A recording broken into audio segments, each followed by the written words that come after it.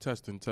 Put my bass up a little bit, engineer. You know, you could do it over there yourself, or your volume, so you can hear yourself. I said my bass. Oh, I don't know if he does. Like, do you actually do bass? I could try. That's a no. Could you turn?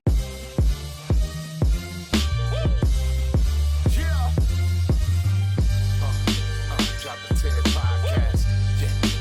Drop the Tears podcast. Drop the Tears podcast. Drop the Tears. We got Wilkins, Mr. Black, Chanel from the HR best squad. Every single view, no one can take guard. Vision of the crew, unstoppable in your face. All I say, we speak the truth in every single debate. Out our way, every week we bring the take to topics. The views and optics, the fans at live party, it's on and popping. No one can do it like this. The viewing party commence after crew excitement. The best show to find is Drop a Tears podcast. We hold it down. They know us now. We take the crown. Drop a Tears podcast. We hold it down. They know us now. We hold it down. Drop a Tears, Drop a Tears, Drop a Tears podcast. Drop a Tears, Drop a Tears, Drop a Tears podcast.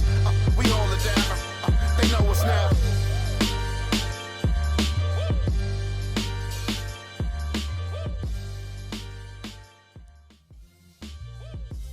Just let that play a little. I feel like we never get to the part where I really play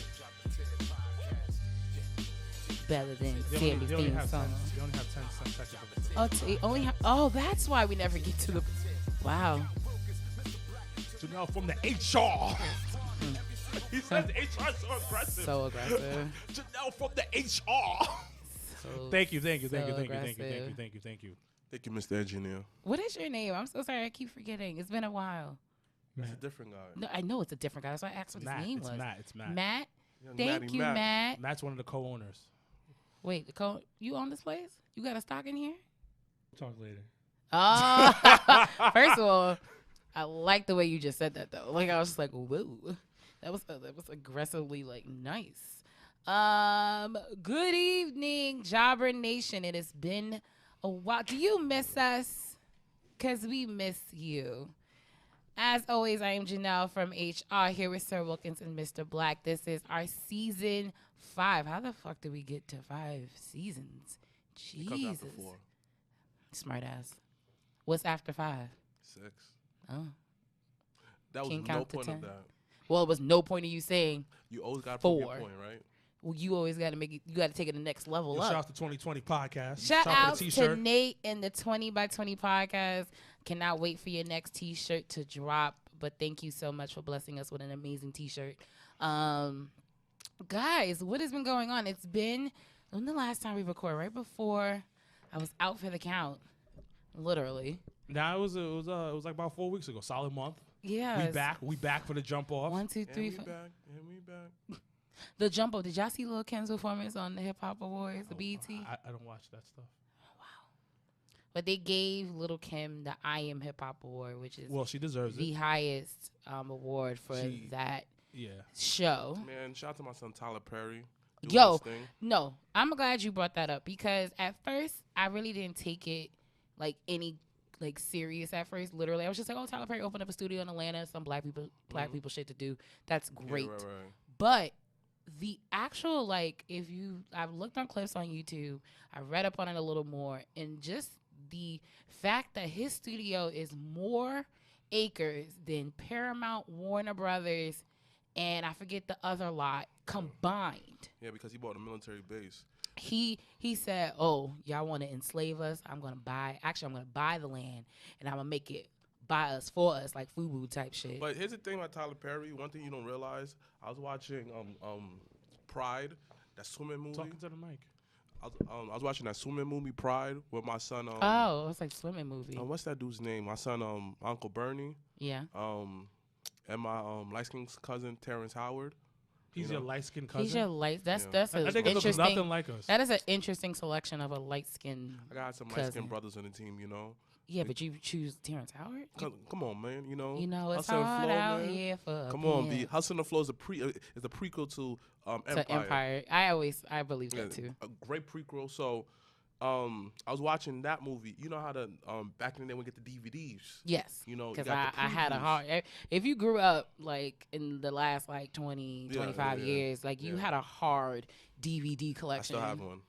Like when I gave up my TV that was a TV and DVD player inside of it. Yeah, I just left all my DVDs at my mom's house. I mean, but it's crazy, but reason watching you don't realize that man employed mad black people, and Still he, does. right? And he brought a lot of people that wasn't relevant to the screen, such as Still shout does. out to Rudy Hustable, you know, put on in one of his shows, you know, Shit did. he made Tamala Man popular, you know, Take Me to the King.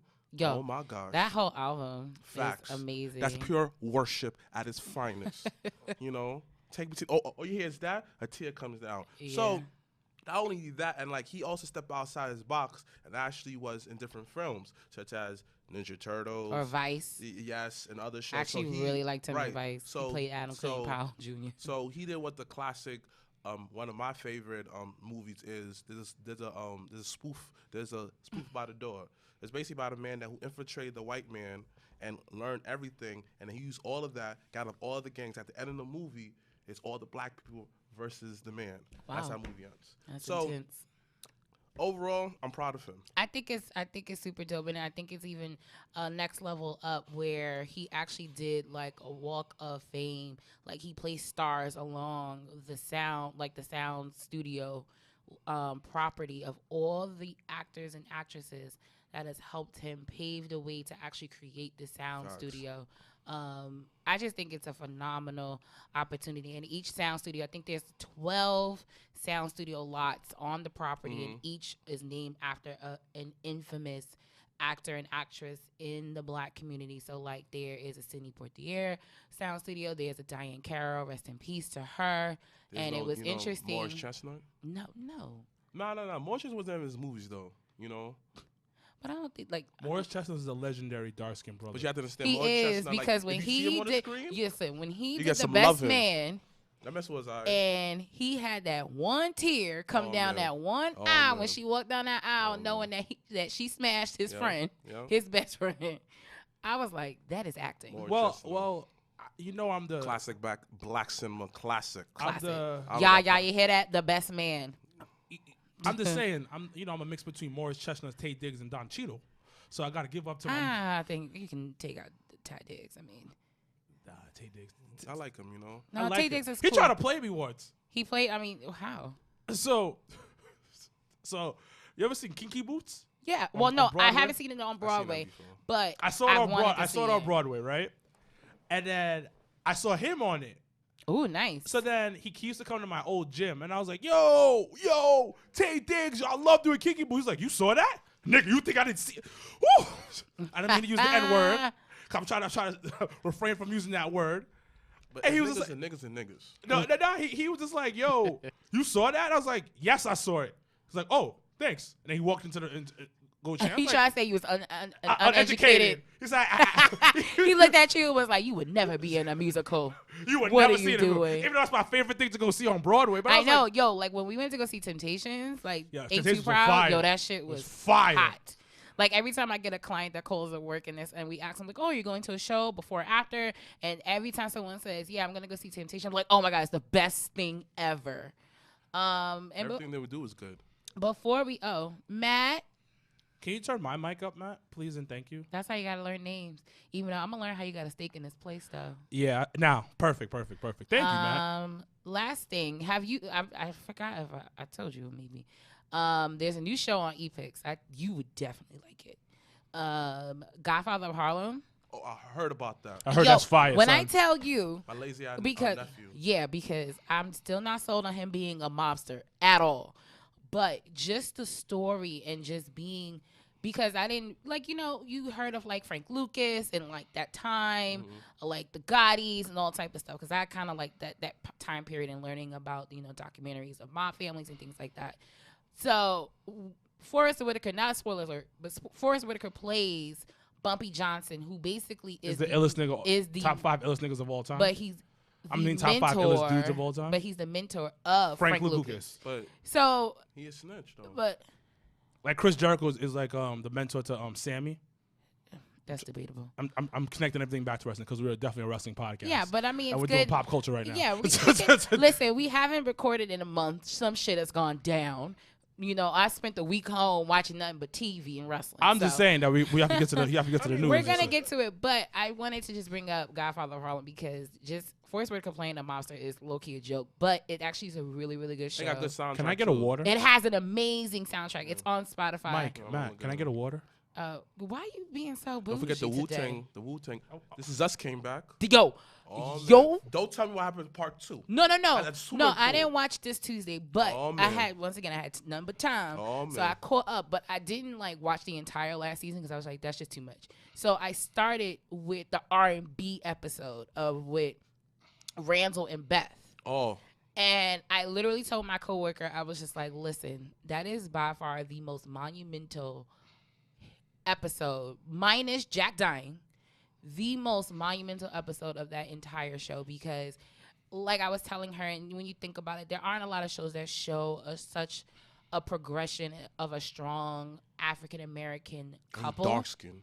Yeah. And she's not OD light skin. She's She like not, makes she got sense kinky skin. hair. Yeah. It's real. She got make sense. She got kinky hair. Yeah. But there's not a lot of shows on TV. And if there are, you can always let us know. But that I've seen in And the he a last strong black 2-3 years Listen, And he of in a shape, too. monumental And he wear glasses. so couple. I was watching the I was ball. watching the show. Okay. I was watching the show while during the process was going on, so I didn't get to. I wasn't watch it on demand, and I didn't get to like watch all of them all at once. So I remember watching, and I was like, "Yo, they can't break them up. Nah. They cannot." Nah, but that episode, you question. That episode No, you left question, like, you question, and then they whoa. kept showing the future, and they kind of like kept saying like making And it it look, made it seem like she was by herself. And I was like, oh, they really so doing then this. so then I posted it on Facebook once, and I was like, "Yo, they can't break this couple up." And my ex was like, "They're gonna break them up anyways," and I was like, Oh, They that's tried to wear why you... Blackish. Remember that? You watch Yeah, Blackish? no, I don't watch it, but I knew that Yeah. Yo, Tracy Ellis Ross devastating, and devastating. what's B. his "Oh, face that's broke up. another black couple. Yeah, another Black black- is Yeah. another one." Yeah. True. Don't forget. This week they got the girlfriends on the show. Oh man. I know for Mixish. But all right, I wish we had a way to see what people were saying on the live a little bit, but it's okay. This one's phone is dying. My phone is dying. He said the Wu-Tang claim is serious, is good, and he's talking about how that You want No, to nobody can hear you. Nobody can hear you. It's You're not on a the mic. huge echo. Wu-Tang claim is a good series, and then he's talking about Tyler This Perry did one more over for here. us than Obama and Michelle did. Listen, I have to agree. Tyler Perry did hold it down. No, He put you money in can't niggas' compare pockets. someone that protected a whole ass nation Listen. to Obama. and fucking killed Osama bin Laden. Like you just can't compare that. Boy, but You- yet, what about what him and Hillary did? Killed that leader over there, and now they have slavery over there. Don't forget Niggas- what he did. niggas die every We had day, the most B. drone strike underneath him. Listen, all I'm saying this. You just can't compare I'm gonna politics say to this. entertainment. I'm gonna say this. Obama, just like my son J. Cole said, I told him the other night. I definitely don't and, think like- you did that, but okay. How you know that? You got J. Cole number? Yes. You have Jermaine Cole's number? Yes. Okay. So me and my son Jermaine Cole, he works with me, Like, Yeah. I got Jermaine Cole on my job. That's what I'm referring to. I got you I, covered. But relax. We got time. So- No, we don't. we Jermaine started Cole- on time. No, we don't. Jermaine That's what I'm Cole- saying. We got J. Cole said this. Like, this is what I really believe. What if Obama really had a real game plan and realized that everything he was saying about conspiracy theories was really dead true? You guys in this conspiracy theory. Love Yo, it. listen. We'll talk about it. We'll listen. talk about it another time. Listen to the T.I. podcast with Alex Jones. Two-parter. Oh, man. All Talk right. about aliens and stuff like that. There's portals. Oh, man. Well, I would love to hear that one day. You're But not going to hear it. I'm not, because I know. barely know. I don't have no time. But let's jump into our first episode of the season, ladies and gentlemen.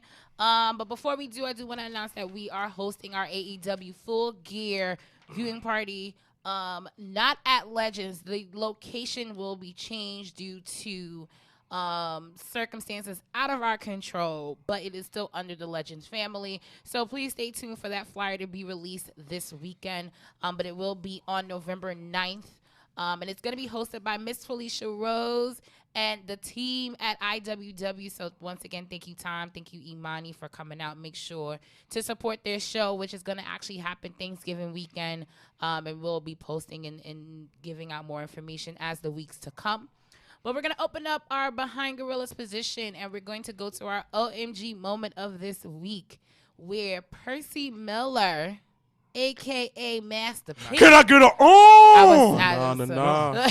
nah? Can I get a You cannot yell enough. Listen, the mic can hear you. I'm sorry, but You know?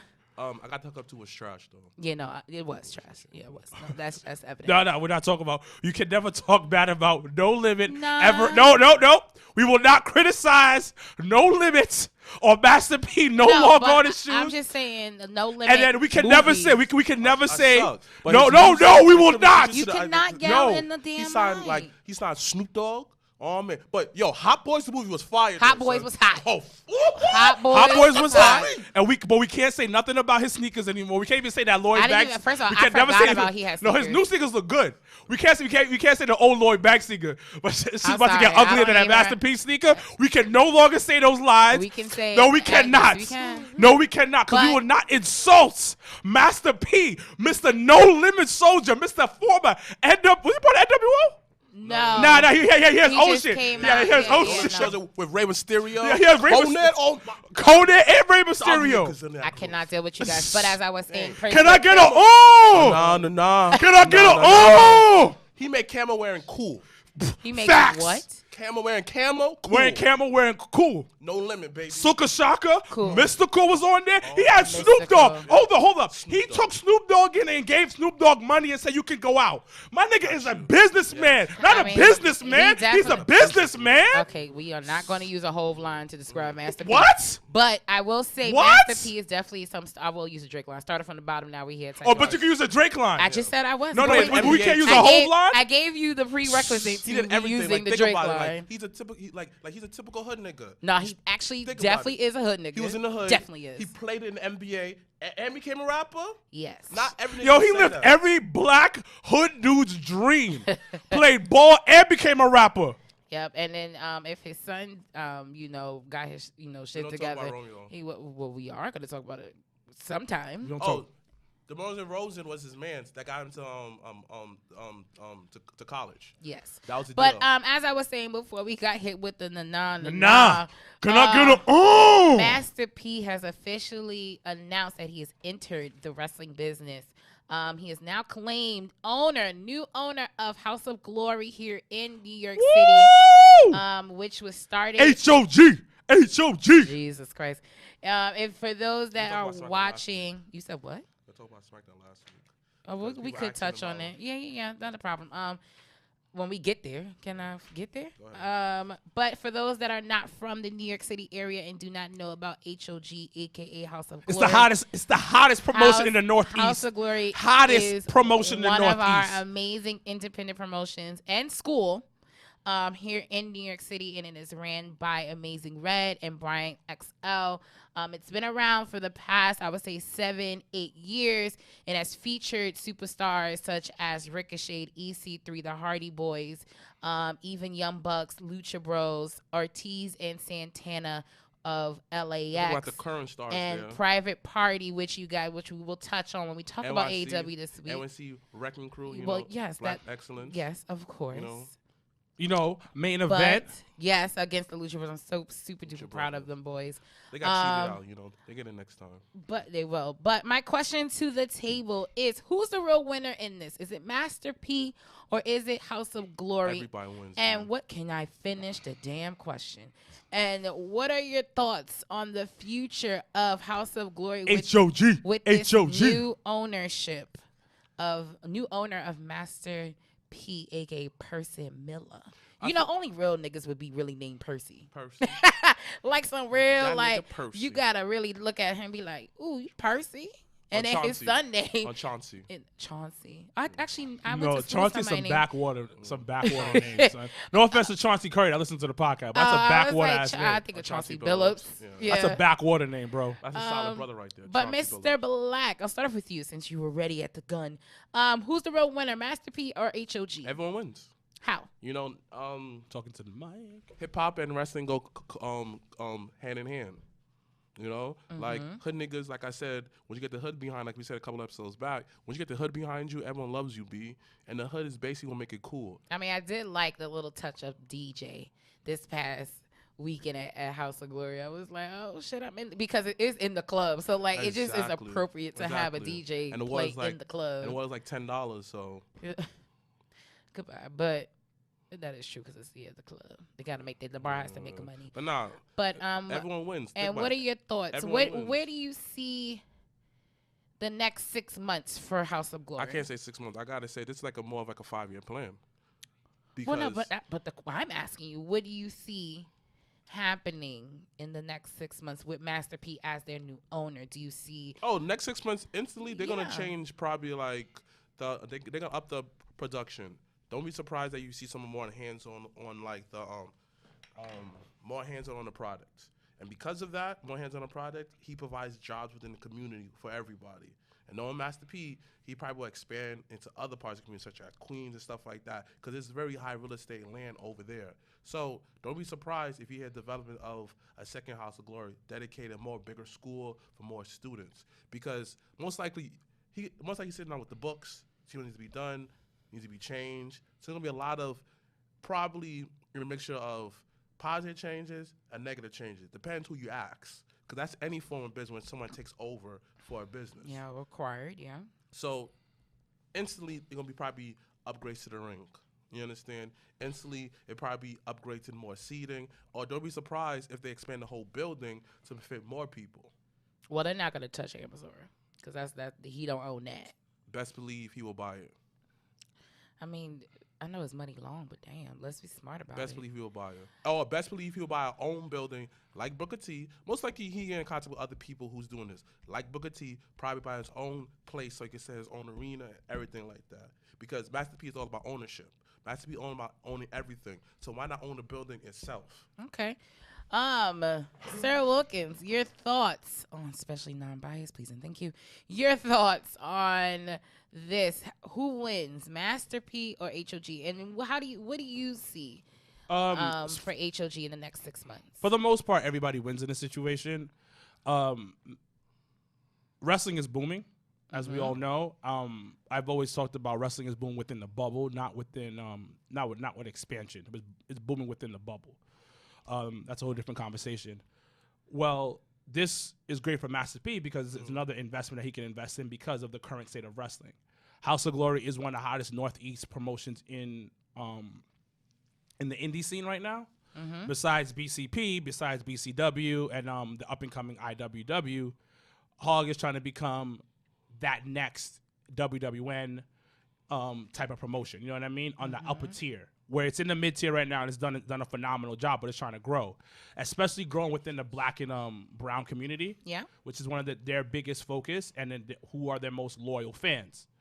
Massive House of Glory wins as well because I'm pretty sure they're getting a bigger budget, and they're also getting a bigger facility for wrestlers, as you mentioned before. Can I confirm that? Yes. Can I confirm it? No, maybe not. I don't know. But things I like HOG being in the hood though. But things are gonna change. But you also got to understand is that you gotta grow. It's time for no, but I don't think he's gonna take it out the hood. No. You also have to understand this is a man that's about brown and black people and making sure brown and black people are taken care of. I agree. So this is a great opportunity for him. It's a great investment for him because you never know what's the possibilities of what's gonna happen next, and it's gonna put more eyes on House of Glory. Also, what else is gonna do is the students that are coming up. The people that are the students who are currently wrestling on the roster, more eyes on them, more opportunities for them outside of that. And you never know. Next thing you know, they're going to be on WWE. They're going to be on AEW because it could come to a point where AEW is like, yo, let's try to use you guys as a breeding ground for new stars because we have Private Party. And then you know what also that means? More training, more hours open for the facility. Yeah. Bigger facility. This is so many possibilities, so long. Also what you talked about, better promotion, better ring stuff. Like the presentation is gonna be a whole lot better. Because of he's involving his money in there. And you know what kind of guy he is. He's heavy involved in everything that he does. Yeah, very hands-on with Master So this is dope, and we've always said it before on this podcast. We even did that thing with the Source where we said that hip hop and wrestling are so much alike. Yeah, they are literally on the same level of stuff because they do exactly the same stuff. Yeah. So I'm super fucking excited about this shit. Like, but one more time, can I get a oh? No. No. Can I get a No. oh? I can't deal with you. But before we do move on, I do want to shout out to Brian XL of House of Glory because he actually told us that he listens to the podcast. The white dude, right? Spanish. Get it together. He was there Sunday, right? No, He was there Saturday. he didn't go. So he did. Remember the Spanish guy that came into the ring with New York Wrecking Crew and screwed LAX? Lord, because she smoked too much. So you don't know. No, I forgot. Like, he's a heel, so I don't like him. Well, then he's doing his job. But I want to give a quick shout out to him. Wow, what's up? What you said? For Said some very nice he things. said, yeah, he gave some good advice What was the advice? to us. We'll say it after the podcast. We'll tell you off screen. We don't got to tell everybody everything. These But are my niggas, though. You know? yeah, but some things stay between us niggas, okay? But I do want to once again give a quick shout out to him because like we always go to these shows and people may say hey, but as him being one of the higher ups and the founders of HOG to come and He actually listens to it? kind of that's what I said. That was the first thing I said. I was like, wait, what? You'd be surprised who listen. There be people I'm like, you listen? Right. So it was one of those moments of like, wait, you do? Maybe the least people I expected. And they were like they'll just say something. I said, I'm looking like. And trust me, he was the last person on my list. And there's that some I would have people that thought. who listens but never tell me that. But I listen to their show. I'm looking like I said the same thing. You're a thief, nigga. No, you just might have the same idea. Damn. But like I said, I want to give a quick shout out to him because once again, as him being a part of the wrestling business, he didn't have to give any type of advice or any type of words of wisdom to Sorokas and myself. But he wanted to do it out of his kindness of his heart, which I can appreciate. So once again, quick shout outs to Brian XL and the entire HOG family. We look forward to hopefully doing some things in the near future. Wink, wink. But all right, let's move right along. What? To me, What? because you wink. Don't tell something in your eye. No, nigga, I winked because I was just like, ha ha ha. So you're super villain. Anyway, are you? Sometimes. Yeah. We're gonna move right along to our next topic. Roman Reigns recently did an interview, as he always does, and the topic. What does that mean? I don't know. I just feel like Roman gets talked to all the time, so I'm just like, He's a wrestling superstar. And he beat Yeah. cancer. okay, And it's Cancer Month. it's Breast Cancer Awareness Month. It's still a cancer. It is, but it's not the cancer he had. They don't have a month for his cancer. So they're always going to talk to him about cancer in general. Okay, well, regardless, Cancer's cancer. that is true. I will not argue with you on that one. Speaking of cancer, you heard about Alex Sajak though? I mean, Alex Trebek from Jeopardy. He got cancer.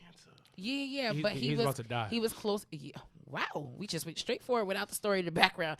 He started doing chemo, and he thought he was close to remission, and then they found out that he still needed to do more chemo. But my man is so at peace with life. Like, he did an interview. I saw a clip of it, and he was just like, listen, I've had an amazing life. I'm 79. If it's my time, it's my time. And I was like, damn. That's what Little Duval said too. Like, cancer is something that God letting you know that's about your time. Yeah, so, okay. Yeah. But so who's gonna take over Jeopardy? I don't know. They need to cancel it.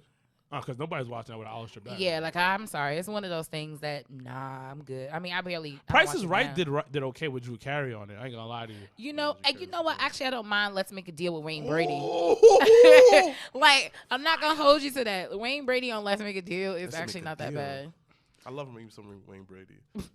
Wayne Brady's the illest, one of the illest black guys of all time. He kind of is low key because he was the only black dude on that show. Whose line is it Whose anyway? line is it anyway? So I always would Fire. watch it just to see Fire. what he would say. I like the original cast, not the new stuff they Yeah, had. no, Like, not the new shit. yeah. But But like, it was him. Wayne Brady's like legit one of the illest black guys. And then he did that skit on Chappelle's show, and I was just like, Oh, classic because Yep. of Paul Moody. yeah.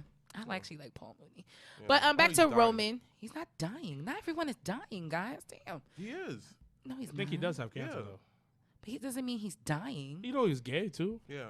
Really? Yeah, like Yeah. they said how that he might fall in love with like Richard Pryor's sons or something like that. He was smashing Richard Pryor's son. Yeah. Debatable. But Just like Michael Richard Jackson. Pryor was gay too. Michael Jackson never touched boys. He never touched boys.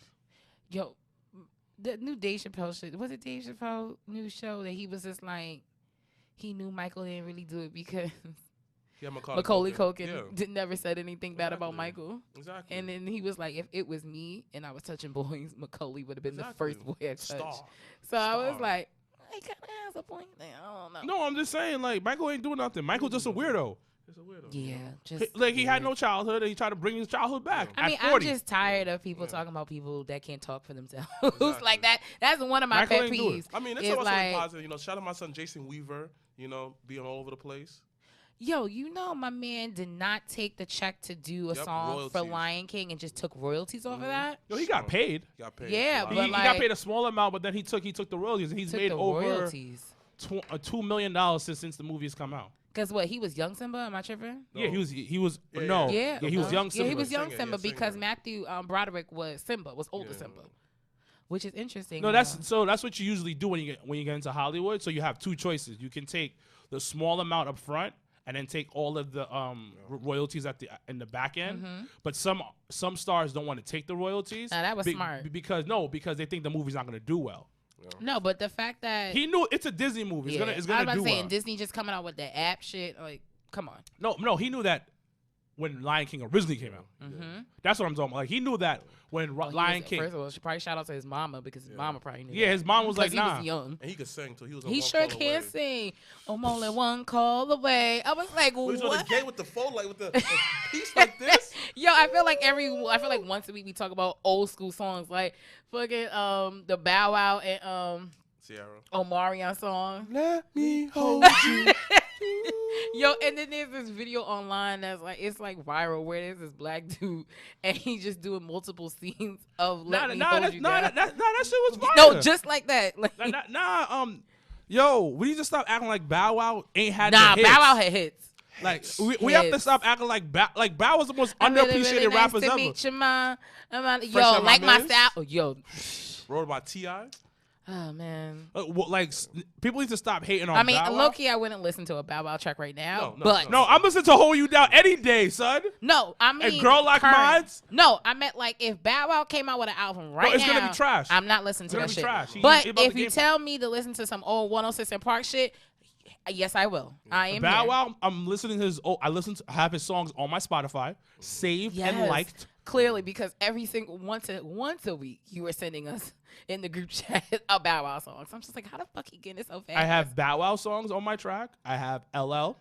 LL gets ridiculous play. I need love. I need Love. Hey Lover. Yeah, Hey Love is actually one of my favorites. Hey Lover is Or fire. Love You Better. That is love you better. that song and then the song he did with J-Lo. I was just like, How did the song with Jello go? Oh my life. yeah. No disrespect to Alice Rodriguez, but J-Lo is probably one of the top 5 catch. most delicious looking women in To the world. catch. Like, I mean, Jenny has been around the block, ladies and gentlemen. it's fine, But it's fine. The movie Hustle. I'll be the It sixth was dude. trash. I'll be the It sixth wasn't dude. all that. I'll be the I sixth seen dude. it. It was good. No, it wasn't all that. Her though. and Lana, Hater. I'll be Not the, hating. I'll take him after what's done. What? Okay, whatever. I think Lana's delicious. I don't know why. She kind of thought. Kind of. Nah, don't disrespect Lana. She's not a thought. Kinda. She's not a thought. She's just agreeing. She's But trying no, to I get mean, this we're checks. going to get to Roman, but I really am interested. Why did you like Hustlers? Because me and Jess went to go see it opening weekend, and we were just like saw it the opening weekend. beginning of it was solid. Like when J-Lo was teaching them, spoiler, when J-Lo was teaching them how to do the pole shit and everything, and they was hustling. Like the thought moves. But right? then after, The thought moves you like, like, but right? after that whole Christmas at her house, it was fire. the movie went downhill after Look, that. Downhill. I after feel that. like the movie was good because the one thing that they should never did, they should have recasted Lizzo and Cardi B as the other girls because it would bring more full circle. But you have to understand, the mom from Fresh Off the Boat killed it. Oh yeah, because she was in that other movie that's on Netflix. But anyway, What movie? I forgot what it's called. It's her and another Asian dude, and they were Boy, best friends. Boy, that's not her.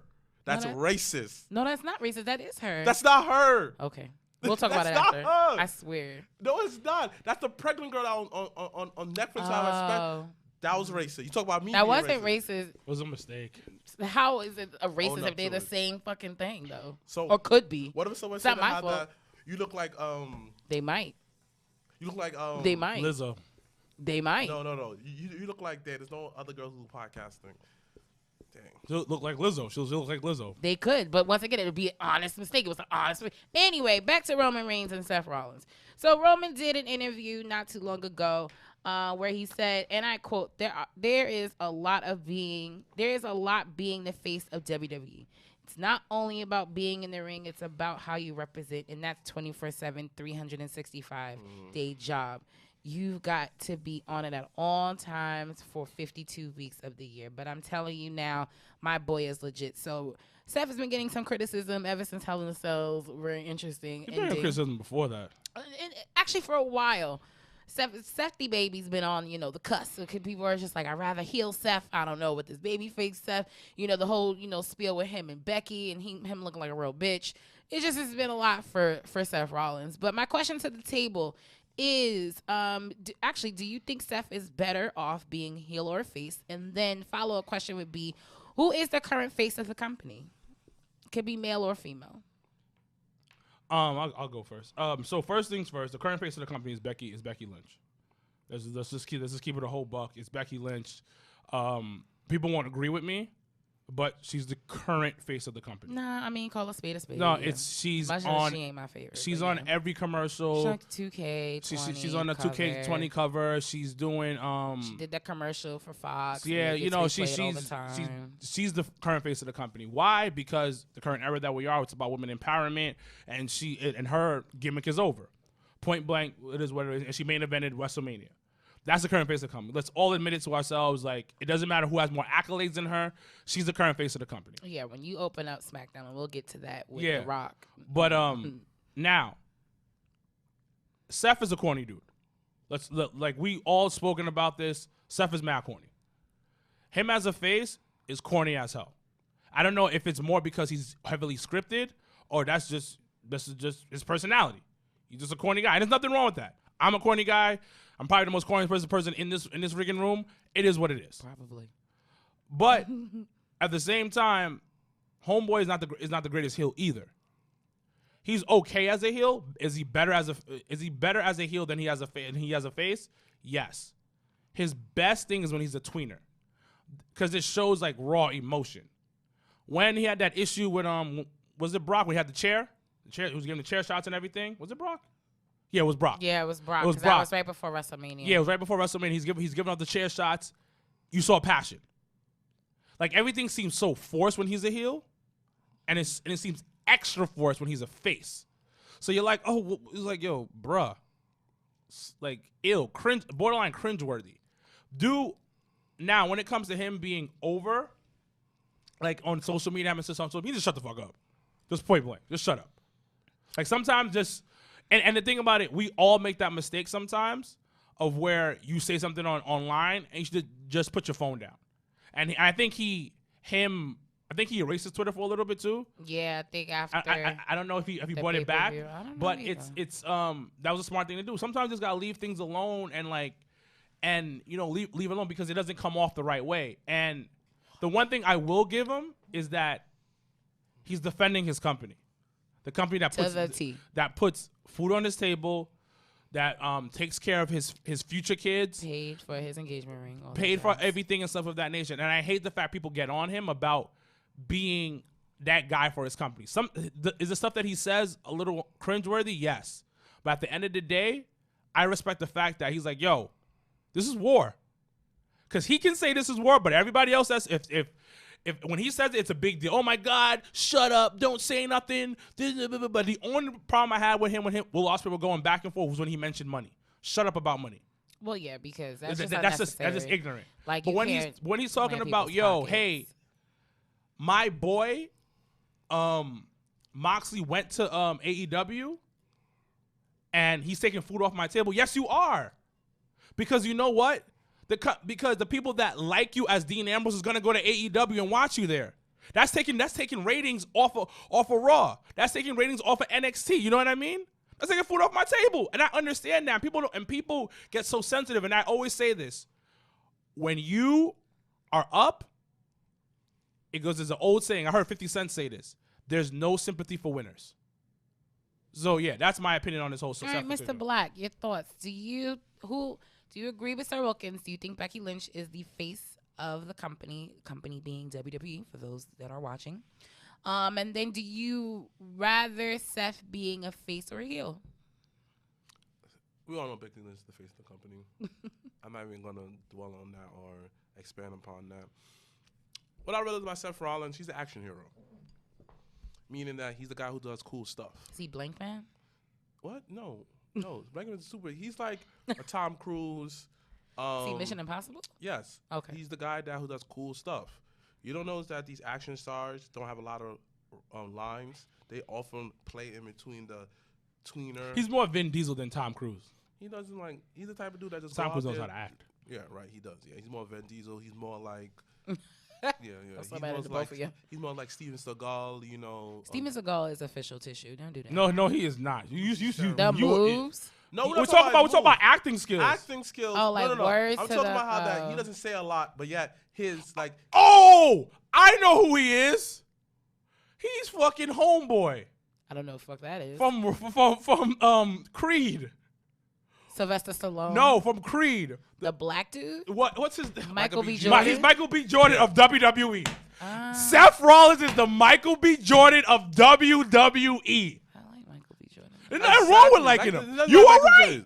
Like when Michael Jordan just shut up and like no. Certain roles, Michael B. Jordan's still like, I don't know. But when he's action, But when he's Creed, oh man. But what about Killmonger? How many lines you had in that? Exactly, not a lot. Exactly. Shut up. They Do were- your cool That's shit. They were point. solid lines. No, too. there's nothing wrong with There's that. nothing wrong with that. Seth Rollins is more of he tells the story through his body. Such as when he went through that gauntlet, he got over through his actions. When he was heel, everybody wanted to cheer for him. He does cool stuff. Michael B. Jordan does cool stuff. Like, he does mad cool stuff, but yet, Michael B. Jordan, you shouldn't be talking so much. Such as in Hardball, Yeah, when he's just like this. First of all, it It's took hard. me. It took someone. I think someone posted a picture of him right after like Black Panther and had said that he was in Hard. I totally forgot he was in Hardball. Exactly. He was young But though, Seth is the type and he of- didn't die. So Right. everybody only He worried about. eventually died, though. Yeah, but He was in a gang life, you know. He probably didn't reach Like 18. Fruitville Station, Yeah, barely any lines. Exactly. And he was the main guy. exactly. He's more impactful by his body language, and that's how Facial Seth is. expressions. Exactly. Seth is like that that. kills everything. So with Seth, again, he's either the Michael B. Jordan or the Tom Brady. Meaning that why he's No, Tom Brady? He's not Tom Brady. definitely not Tom Brady. Because Tom Brady is exceptionally well at everything he does. Except for charisma. He's not charismatic. He's you're right. terrible, and he's the type of dude that'll give everybody his Oh, O let's check line, the score. like his O line, like Honda Civics. While Did like, you just compare him to a Honda Civic? No. Talk about how he give Honda Civic gifts to his O line while Aaron Rodgers know people and he's actually charismatic. He'll give them Hummers. Aaron Rodgers is not charismatic. Yes, he is. Yes, he is. I don't Yes, think he's so. more charismatic than Tom Brady. Okay, yes to that, but if I think charismatic, Isn't what's the Aaron name Rodgers of town? is not in. Big Red from Boston. Yes. But overall, Seth Rollins is just a corny dude. You know, he's mad corny, but yeah, he's Bleacher, like that's what I was looking for. he's the Michael B. Jordan of the Yes. Well, yeah. There's nothing wrong with it. First quarter score is 0-0. Woof. Still don't mean nothing. It They're means still a lot. Losing. They're still losing. The It Giants are means gonna a lose. lot.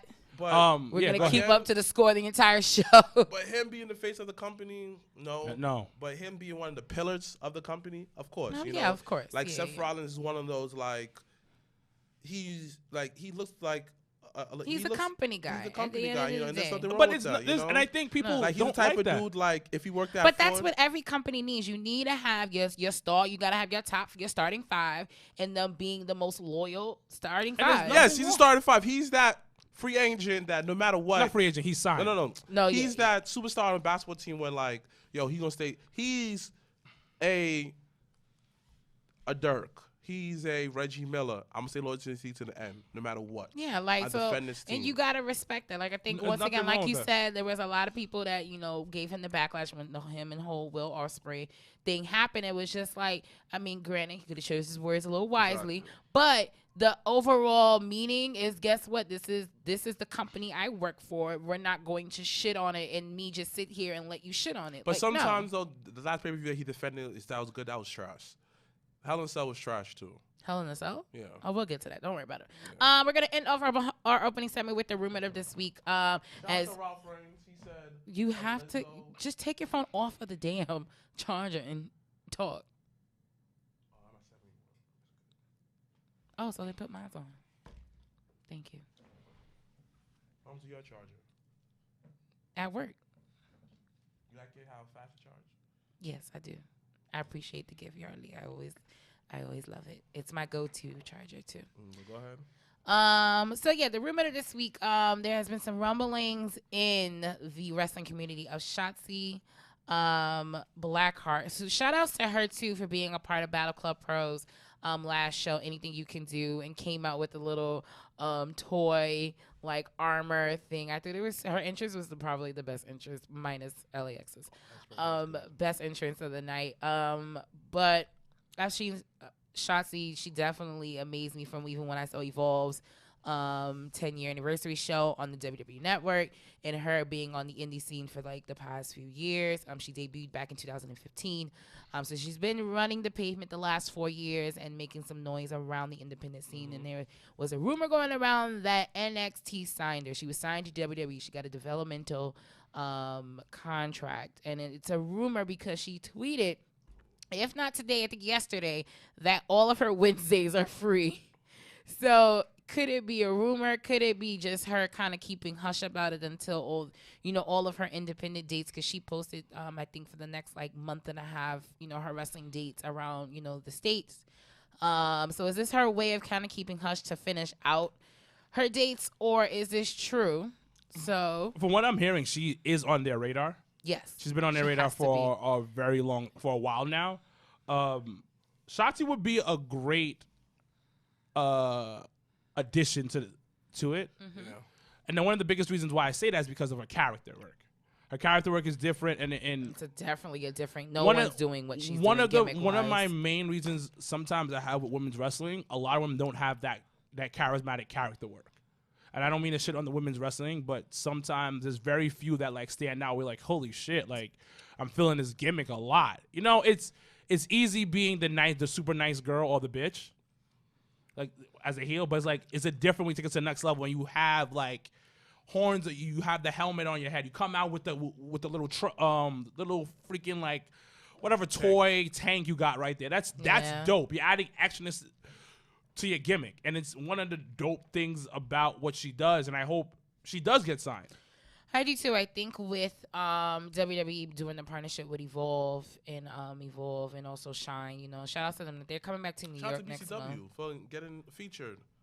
Oh, we can end the show with that. I do want to give them a good shout out to Cole and them. But Mr. Black, your thoughts on Shotzi Blackheart from when you actually saw her recently at Battle Club Pro? I feel like how that. I don't care how people sign right now feel about that. I feel like a lot of these indie girls have more characters than a lot of women on screen, minus Impact. I feel like Impact have a lot of variety of girls. With like, do they though? I mean, Kara Hogan, the man, Tessa Blanchard, you got the Dollhouse. Tessa's low key a WWE product though. Yeah. I really can't like if you really think I remember I was talking Impact thing. I was chopping up with Daddy's Girl. So. I was chopping up with Kaz once, and when I was talking about Tessa, and I was like, yo, how Impact has the best women's division in my opinion. Well, because of Tessa. He was like, yo, keep it a buck. She's a WWE product, low key. Yep. And but it's just funny how people go through that developmental center and become superstars somewhere else. Yeah. Sammy Callahan, for an example. Yo, looking back when Sammy was signed to NXT and was like practically a nobody and then got dropped and then went to Impact, went to all over the world and did the damn thing. Obviously, the cream rises to the top. Of course. But I'm pretty sure they picked up some stuff. Kenny. We have to. From coming out there. Kenny. He's doing that. And he's kind of WWE product if we think about it. Kenny who? Omega. He went through OVW. He went through a little bit, but I wouldn't say it completely. I wouldn't say he's a WWE product. But like he didn't go through the developmental like NXT. Cody. Cody's a different thing. No, that's more that's his bloodline. No, like that's not even so much a WWE product thing. Like, look at Jordan kids. Who? Michael Jordan kids. They trash. No, but then you look at Shaq's son that plays with UCLA. Shaq got other kids though. Yeah, but regardless, it's the same. Listen, all you need is one, but Dusty got two, and they're both doing. They're both doing the damn thing. But Cody thanked WWE for helping him. Of course, because they polished him. No, they polished him, and it's also Cody's style of wrestling is very WWE. Very WWE early 2000. Yeah. Very WWE early 2000. Randy So he, Orton-ish. yeah. No. It's very if you watch I was talking to somebody about that. If you watch a Cody match, I know what he's gonna do. Especially if he plays heel, this is what he's gonna do. Work an arm, walk around, work an arm part, walk around, talk shit, charismatic, slow it down. He paces. When he's like a face, he paces the match. Paces because you'll see like somebody who tries to like go faster, and he'll like slow down. What are you doing? So he's a product. He's an early 2000, late 90s product. He's a throwback. He's a throwback, Yeah. and it's like. Is that too many of those left? Yeah, so he's the last of the dying breed when it comes to his match work, especially his heel work. Like the only person that still does it if you look a little closer is Pac, low key. Yeah. Yo, I can't stand that nigga.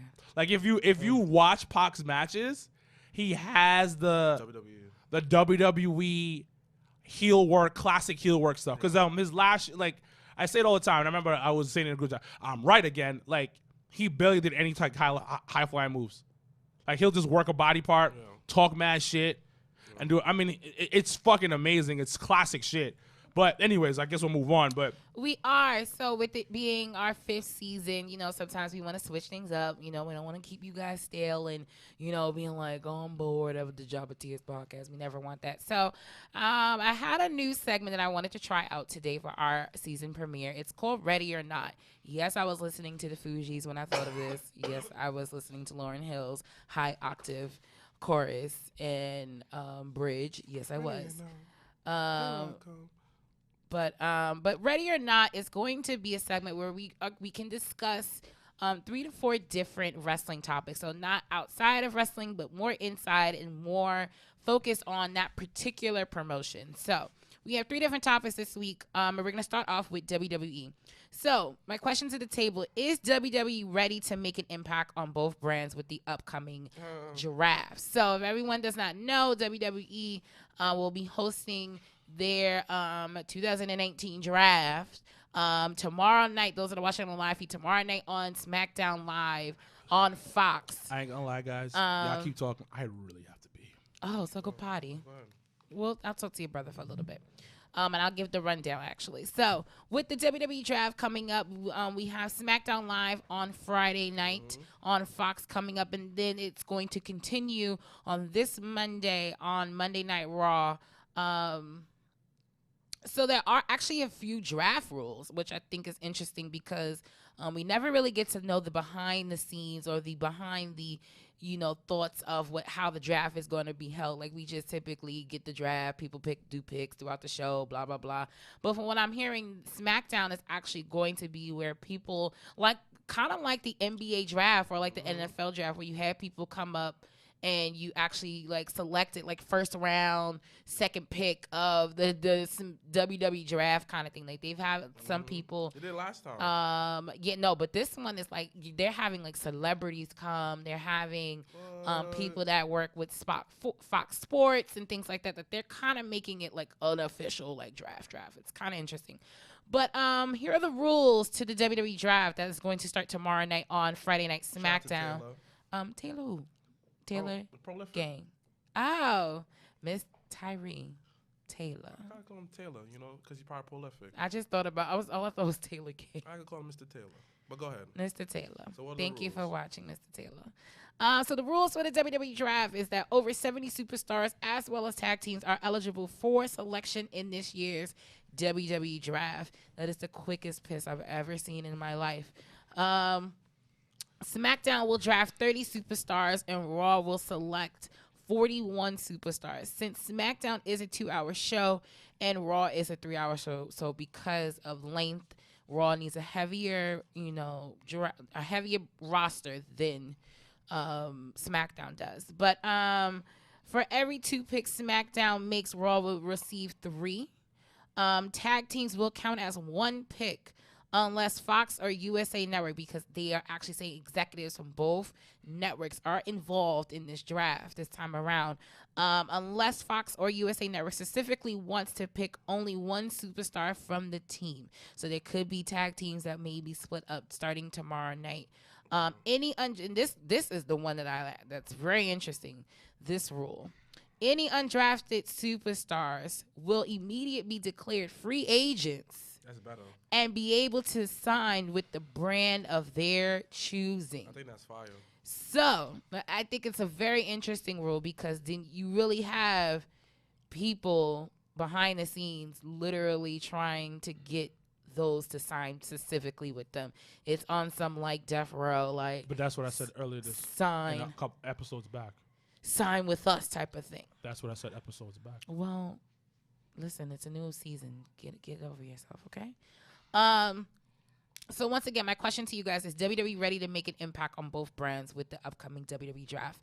And then I guess the follow-up question would be: is who do you see being drafted to SmackDown this coming Friday on Fox?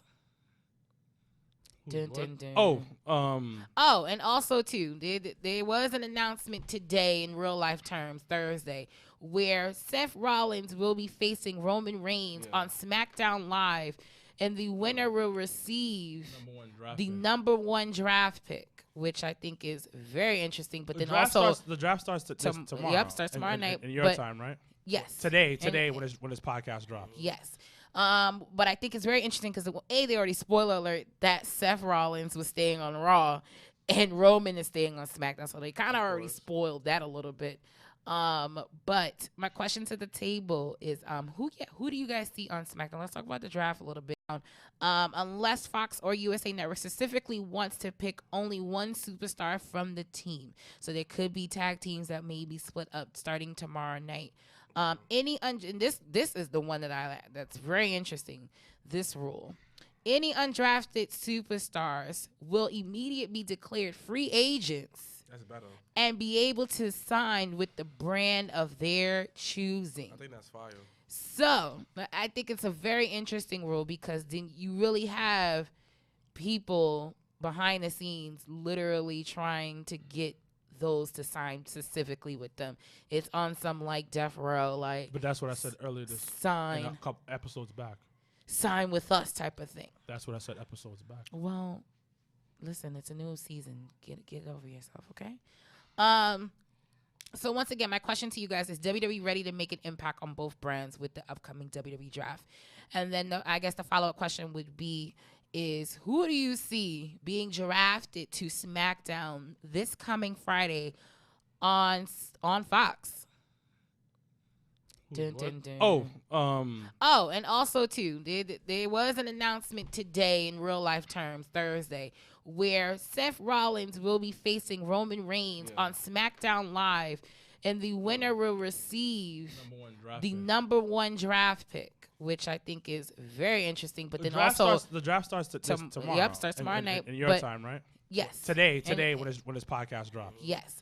But I think it's very interesting because they already, spoiler alert, that Seth Rollins was staying on Raw and Roman is staying on SmackDown, so they kind of already spoiled that a little bit.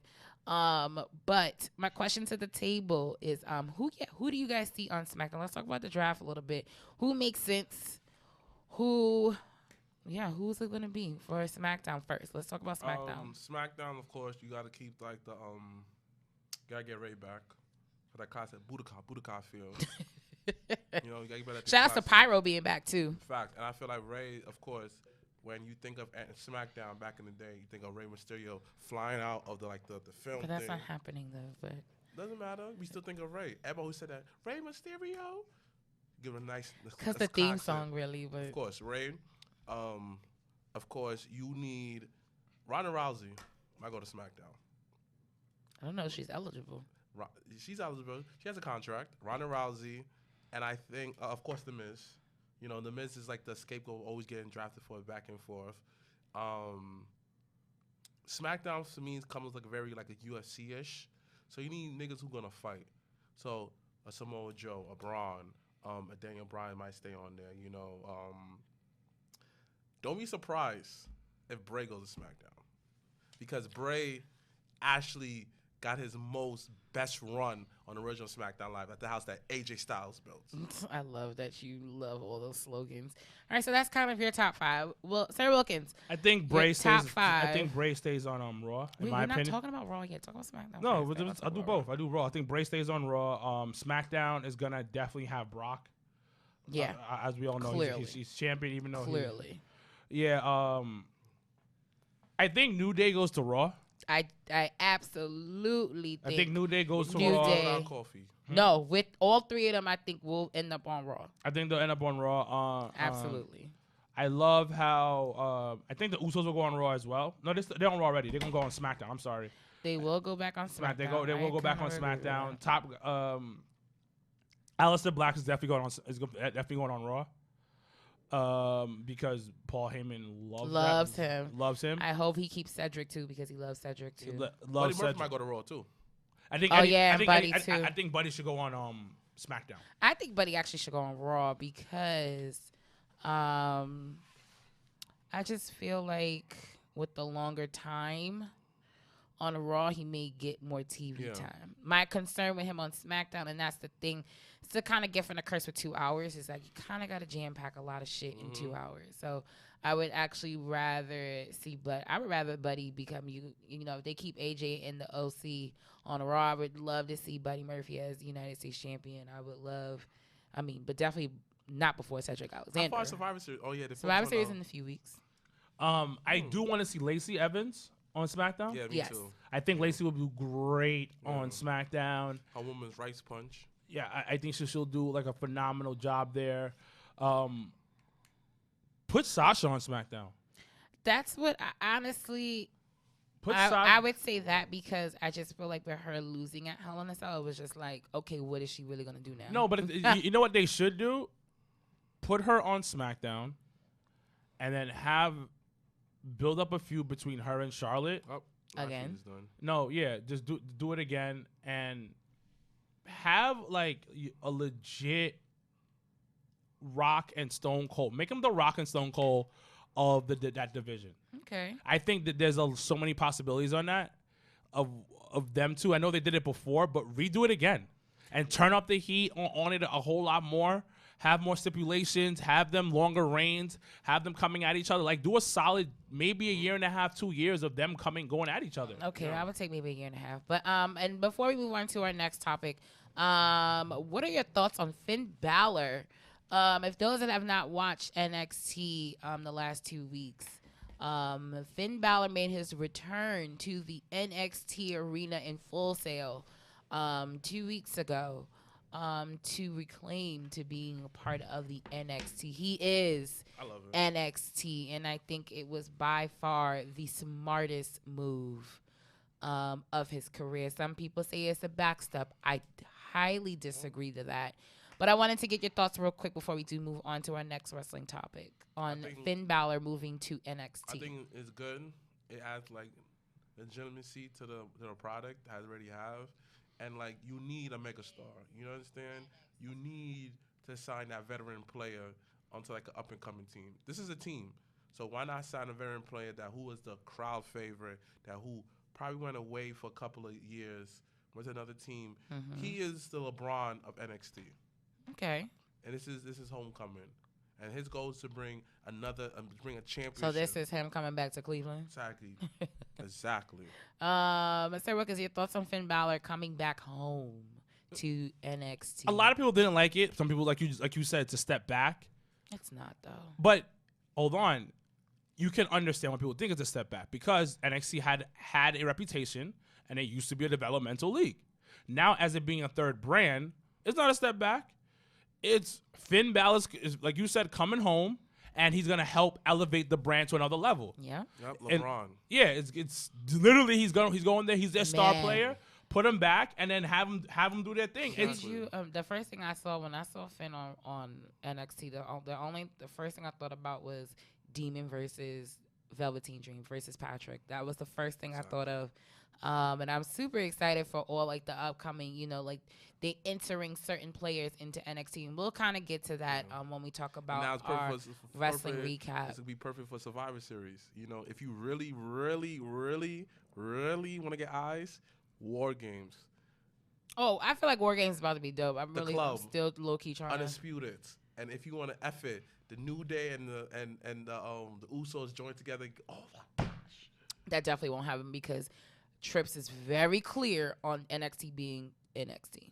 So I don't think that. So he's not gonna bring the club down there. No. Survivor Series, come on. No, Survivor Series. War Games and Survivor Series, two different things. But War Games, the club. War Games will not have the club. War Games will have dudes from NXT. I'm That's telling it. you. I'm telling you. But don't all be right. surprised NXT evades Raw. And I think it's a SmackDown. great angle down the road. I think because now they're starting to establish themselves, especially on the USA Network. I definitely think, and I'm super proud of Trips because keep it its own brand, its own entity, its own name. Because I like, and even Morrow said it at the end of the show last night. He was just like, I think he said like, we are different, we are NXT or something. He does like there's a little slogan they say. But I think it keeps you knowing like this is its own entity and this is the road we're going down. But all right, our next topic is ready or not. Was AEW ready to crown the first ever transgender women's champion? I don't remember. Like transgender, gay, lesbian, queer, doesn't matter. You could be champion in my book. I don't care. As long as you wrestle, perform. But the doesn't matter. question was AEW ready? Of course to do they're that? ready. They're ready to boil hot dogs. I don't What? I don't like boiled hot dogs. You don't like boiled hot dogs? Well, No, I like to actually fry them. That's just me. Boiled hot dogs is delicious. No, Boiled hot I'm dogs not is saying delicious. that Shouts they're to not Tati for bad. liking hot dogs. I know you love hot dogs. Too fucking much. But that's actually really funny. Sir Wilkins was AE, but my thing is, why didn't they? If they were ready to do it, why didn't they? You don't know. But that's the whole thing. This is why this is a discussion topic. Because, It's to make you think. I And kinda I know feel like- sometimes you don't want to do that, but like I kind of feel like I can't explain it. It's just one of those things. It's wrestling, you know. Just like when when wrestling is easy, just do certain stuff, but they don't do it. You don't. It's you don't do the obvious. exactly. You Okay, know. that's how you Stop say breaking it. the fourth wall with this. What are you talking about? I'm just saying. I'm just asking a question. Sir Wilkins, was AEW ready to crown the first transgender All right, let's keep it a whole ass buck. Let's talk about La it. Champion? Let's talk about it. Okay, first things first. Bubbly. AEW as Next a episode we'll have company was ready. Was the wrestling community ready? Absolutely not. And I'm going to tell you why. Because she gets shit all the time on Twitter, on Instagram, on Facebook, all over social media. She is getting shit. The wrestling community swears that they're these liberal motherfuckers and they are progressive. No, they're fucking not. And they need to act like they aren't. And I'm tired of that shit. The chick is a transgender. Who gives a fuck? She says herself she's a woman. Let her be a woman and let her win the title. But you know what? Motherfuckers ain't ready for that shit at all. AEW's ready as a company. You are 100% right. My boy Sonny Kiss out here with those looking all beautiful and shit, booty all out, knocking motherfuckers down. But you know what? With the booty attacks. With the booty attack. Left and right. That's the booty attack. That's what I call it. It's the booty That's attack. what you call it? It's the booty attack. Would you let him booty attack you? No. I would. If it gotta put me over, it's gonna put me over. Booty attack me any day, bro. See, I'm not a but wrestler. yeah, I'm about I'm to not a say wrestler. there's two different mindsets But now. I'm not a wrestler though. You're right. I'm gonna agree with you. Yo, on that. if I'm in the match and I get to that, and he's My playing the man heel, is looking for the rub. I'm looking for that rub. Pause. Pause. Extra Pause on that. Pause I love on you, the Sonny, rub. but pause. Pause on the rub. Sonny Kiss, I love you. Like the catch of the dove in their face, like they're like, oh my god. But then would it be similar to like Rikishi? Like, would you get a stinky face from Rikishi? no, because like Nigga Rikishi's my said part of no. my face. But that's the point. I think that Sonny Kiss is a little bit more like, like not rude like that. Like I feel like So he's gonna be gentle with you? like this is how That's I what you're feel. saying? I feel like Sonny Kiss. When he does the booty attack to me, right? Okay. Like You he already will make said he sure, wasn't going like, to, not but to okay. fart in my face. This side and third. But what if it actually just comes out? Then you Sonny Kiss will do that. Sonny Kiss will hold it in, bro. Bodily functions actually say Sonny otherwise. Kiss will do that, but Rikishi might do that. Wow. He's Samoan. We gotta get a Samoan on here. Listen. I wanna get listen. dignified too on here. Listen. No. I thought Itch was Samoan. He's not. Like I said before, Spanish as fuck. Yeah. people ain't ready for a transgender women's champion. I don't care what all these motherfuckers is saying. I'm progressive. Do you not understand what the majority of who the motherfuckers that watch wrestling? Yeah. It's country bumpkin ass motherfuckers in the middle of America. Don't be fooled by the AEW crowd you see on TV. Don't be fooled by that. It's a bunch of middle American motherfuckers. AJ Kwan. Who but he's a part. Actually, he's a part of that list. Actually, there's a couple people in that group chat that's a part of that list. Jay's definitely a part of that list. But let's he's the Uncle Ruckus of the group. Oh, Rufus from Uncle Ruckus. It's Uncle Ruckus. Oh, it is. Oh, I can say it right. But that is him. No, but he did just post about Leo Rush, black accent, but he just being a dick about it. Yeah, he's being an asshole about that. But we're going to get to Leo. Don't you worry. But like I was saying before, and I'm gonna stop clean it up soon. But motherfuckers ain't ready for that. There comes to a point, if you're okay with intergender wrestling, then shut the fuck up about a transgender being a champion. Because you motherfuckers can be okay with a motherfucker like Jordan Grace and fucking Brian Cage fighting, Tessa Blanchard and Sami Callihan. But even though it was great, storyline told. Shout out to Darius Carter. And that, you're okay with that, but you're not okay with a transgender being champion. Shut the fuck up. Can't be a hypocrite. Shut the fuck up. Keep that same fucking energy. I'm talking to everybody that I fucking know personally and who don't I know personally. Shut the fuck up. You in your mama's basement, jerking the fuck off, and don't know shit about anything. I hope not. I mean, that's intense. Intergender wrestling, I'm kind of over it. I don't care. Just like my son, Santana said at a Battle Club. Shout out to Battle Club. Actually, before you do finish your statement, I don't mean to cut you off, but shout outs to Battle Club Pro, where the match against Tessa Blanchard versus Anthony Bowens got 1 million views in 5 days. I'm happy because no one was cheering at first, man. What's wrong with him? It's Tessa Blanchard and the. But see, I just feel like when you like both, you don't cheer. Like if you like both, I can't cheer. Like it was a heel versus face match. But I can't cheer. I can't if I like both, and I like Tessa as a heel, and so I just cheer. I guess I'm just entrances both get energy, but after that it's no energy. But go ahead, finish what you were saying. But before it's just we move like on. how at this point, just wrestlers. You understand? Now it's just like it is what it is. Now it was a different time. Shout out to the country Amazon, Savannah Evans. Be picking them dudes over her head. China that made it possible. Shout out to her winning be the first female, first ever. Win the IC championship. First ever. Yeah, and stuff like that. So.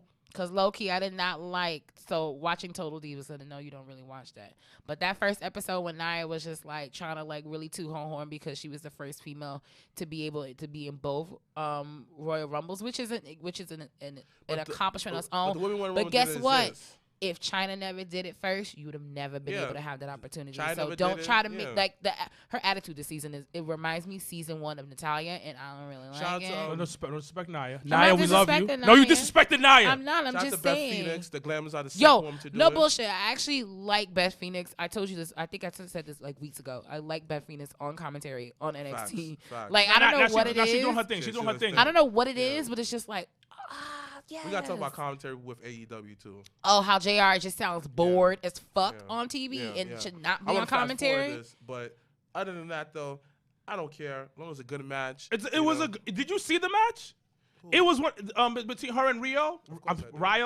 It was the best match of the night. It was the best match of the night. Best story told match of the night. And I'm gonna say this keep it a whole buck. I know motherfuckers don't like that shit. If you love intergender wrestling, shut the fuck up when it comes to a transgender being champion. Yeah, no Point bullshit.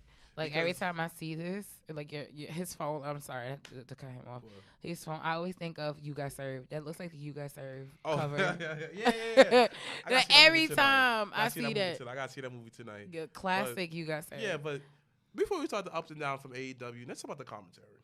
Okay, wait. Actually, before we get to commentary, let's touch on SmackDown Live. So because we have officially moved, I feel like Fox right now, but we officially moved to Thursday nights on Facebook Live, on Instagram Live.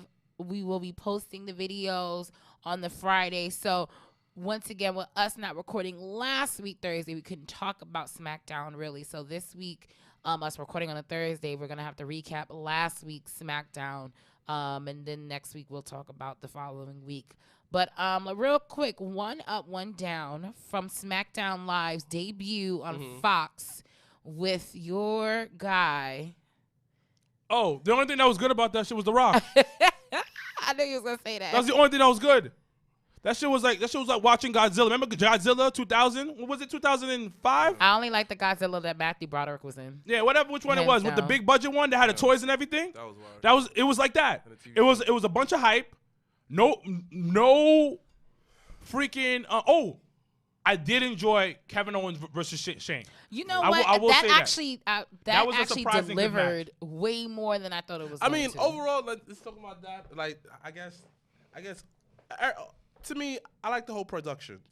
You understand? Production was phenomenal. like- when you put $1 billion deal on the table, your But I feel like production has to be production. It was A1. very good. It was very enjoyable. It was very bright. I was like, wow, this is like bright. Like, it makes you feel like it was there. But then again, Fox goes. If you watch a lot of Fox movies within that whole umbrella, they always go over the top with their special effects. You know, even with their melodramas, such as shout out to Gotham, shout out to Brooklyn Nine-Nine, when I used to be on the network, stuff like that. They always go over the top, and the production is always top-notch quality. Yeah. But the Kevin Owens match was very good. You know. Yeah, actually really was good. very And I forgot to mention, you're 100% right. Really good. We're not real. Come on, and we don't get. And you know what? Once again, it takes two, and we should really give some good shout outs to Shane McMahon. No, Shane. Shane doesn't have bad matches. Let's keep it a whole. No. Let's keep it a whole ass buck. His matches aren't. I don't think I remember the horrible Shane match.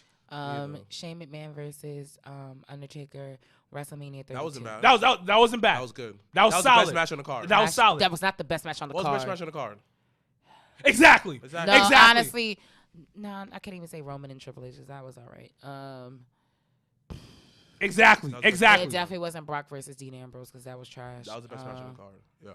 Shane doesn't have bad matches. It was only, to me, it would have top notched because of the let up to it. Like the actual story to that situation was good. The story was. I'm not talking about the story. The build up was cool, but I'm talking about the Astro match was the match of the night. I just, once again, when I'm at a show, I want to, like, the one thing that pops in my head. That's not the one thing that pops in my head. But actually, nothing in Dallas popped in my head besides the fucking, why the fuck was I in AT&T Stadium and I was in Jerry's World. But regardless of that, Shane definitely, if the network was smart, put the whole best of Shane McMahon. Right, best of Shane. But no. Overall, to say this, that was up. My down is everything else. Nah, I'm gonna be very. I'm gonna be specific. All right, I'm gonna say this. I could care less coffee won. My thing was this way. My thing is. Oh, we going to talk about that? Yeah, yep, sure. I feel like how they book baby champions in WWE is bad. It's too old school. Meaning that every time Kofi beats somebody, he got his crap beat out of him. Next thing you know, Magic got superpowers to overcome the odds. Well, that's basic wrestling stuff. But my thing is this way. My thing is this the John Cena way. That's out. I feel like that's too old. When I see a back and forth, I want to see a real hard hitting. We almost but it has to be believable too. Well, the concept is you want to feel sorry for the babyface. You do, but that is too old. You're just saying you're not down with the old school shit. I'm not down with and the that's babyface okay. But the thing is, no. Honestly, I'll be real. I'm gonna compare it to real life. You make your babyface flat as a character. You don't allow him to expand past that. I like baby faces. When AJ was his first WWE run, he was a multi-dimensional baby face. But that's more tweeners then. Right. And I feel like even though he got offense in, the back got offense in. When I watched Darius Carter versus Sonny Kiss, that was a baby face and a heel. What happened? They both got the offense in. It was a great. Darius Carter versus Sonny Kiss? That was a very good match. Warriors. Yeah, so Darius Carter was a heel. Yeah, but it was good back and forth. Everybody got their stuff in. Yaya versus Darius Carter. Good back and forth. Prolific in that whole tag team. I shot all these black excellence. But the thing is, you're You're not understanding because one of the biggest things is that they didn't book him to look super strong. because he's smaller than most people. Yeah, and so that was always his comeback. And that kind of like, all right, cool. But in this match, you just lay him out that quick. No. It was suck my dick. You're losing this match. And I didn't like that because nobody liked it. Nobody liked it. I don't and I 100% agree with you because one of the biggest things that I had a fucking problem with is about was like, yo, yeah, tight he lost. No, I don't care that he lost. No, like that's because what we all knew. Yeah. We all knew dumb. homie was gonna lose. We're not stupid. Yeah, and you know what? I ain't got no beef with Brock. No. And I've said this numerous times. I actually don't mind Brock Lesnar's champion. And the thing is, but it's the way you go about it. So 7 or 9 seconds? Like 7 seconds. it was under 10 fucking My seconds. nigga, it was an and that's all Avant that song. matters. It was an Avant song adding 3 seconds Yeah. to it. And I hated that because if you remember, Got he fought 4 minutes. 2 men. That's a good song. He fought 2 men. You forget. He fought Cesaro and Sheamus and put us a way better fight. How about he went through a whole ass Gauntlet. And at the end, no. Remember the first gauntlet? He was just like, now you gonna push me around? I wait 11 years for this. Yo, take that. You kept that same energy. I'm gonna say this. But to be fair, you couldn't have kept the same But energy you with could, Brock Lesnar. it doesn't matter though. You got a nigga face like, yo, I ain't scared of you. Ain't But God, the thing, nigga. hold That's on. it. And then it could've been an Wait. all-out brawl. One of the biggest It things. wouldn't have never been He, all out. hold on. One of the biggest things is Daniel Bryan put up a fight with Brock. That is by far my best match of that year. And then Kofi beat Daniel Bryan. So why are you booking him that way? Listen, You didn't my have to nigga, book him that way. We knew he homie was lost. gonna lose. Homie fucking lost. It is what the fuck it is. You didn't have the to black book him that delegation way. knew he was gonna lose. On The behalf black wrestling delegation knew homie was gonna lose. Black You excellence. just do not book him that way. Yeah, like And the only reason I was okay with Velasquez coming out there on his fucking one leg was that it added some spice to it. Yeah. because you didn't. I mean, you heard the rumors of Cain Velasquez, You and should have we'll a get Spanish, to that. like you should have Spanish. Yo, no bullshit. Our Spanish The partners, our entire- Spanish cousin hold us down like that. Yo, but when he came out with the chest tag, like, cause I don't really know him like Yeah, that. I didn't know that. But yo, I thought that was Dominic. Legit. I you're was like, retarded. Dominic got a tattoo now. Legit, I was just like, why does this say Bronx? Like, I thought it said Bronx Pride, and I just felt stupid for not What it really. said? It says Brown Pride, actually. He has Brown Pride tatted on his chest. It's ugly though. Which is, it looks weird, because I really was like, is he from the Bronx? Like, no one kept answering my Well, question. the thing is, he's not WWE in shape. He's MMA in shape. So his body looks like a regular ass dude off the streets. Oh, He gonna look regular. So look at all the Spanish thing we know body. like Regular. like that's the thing is like No shade, but like real regular. talk. You're not supposed to be too muscular in MMA. Yeah, you're not supposed to. No, because you want to be agile. You No, wanna be able to It's because you gas easier. That's the reason why. There's a lot of oxygen for muscles. But Cain Velasquez, I fucks with him. He's a superstar.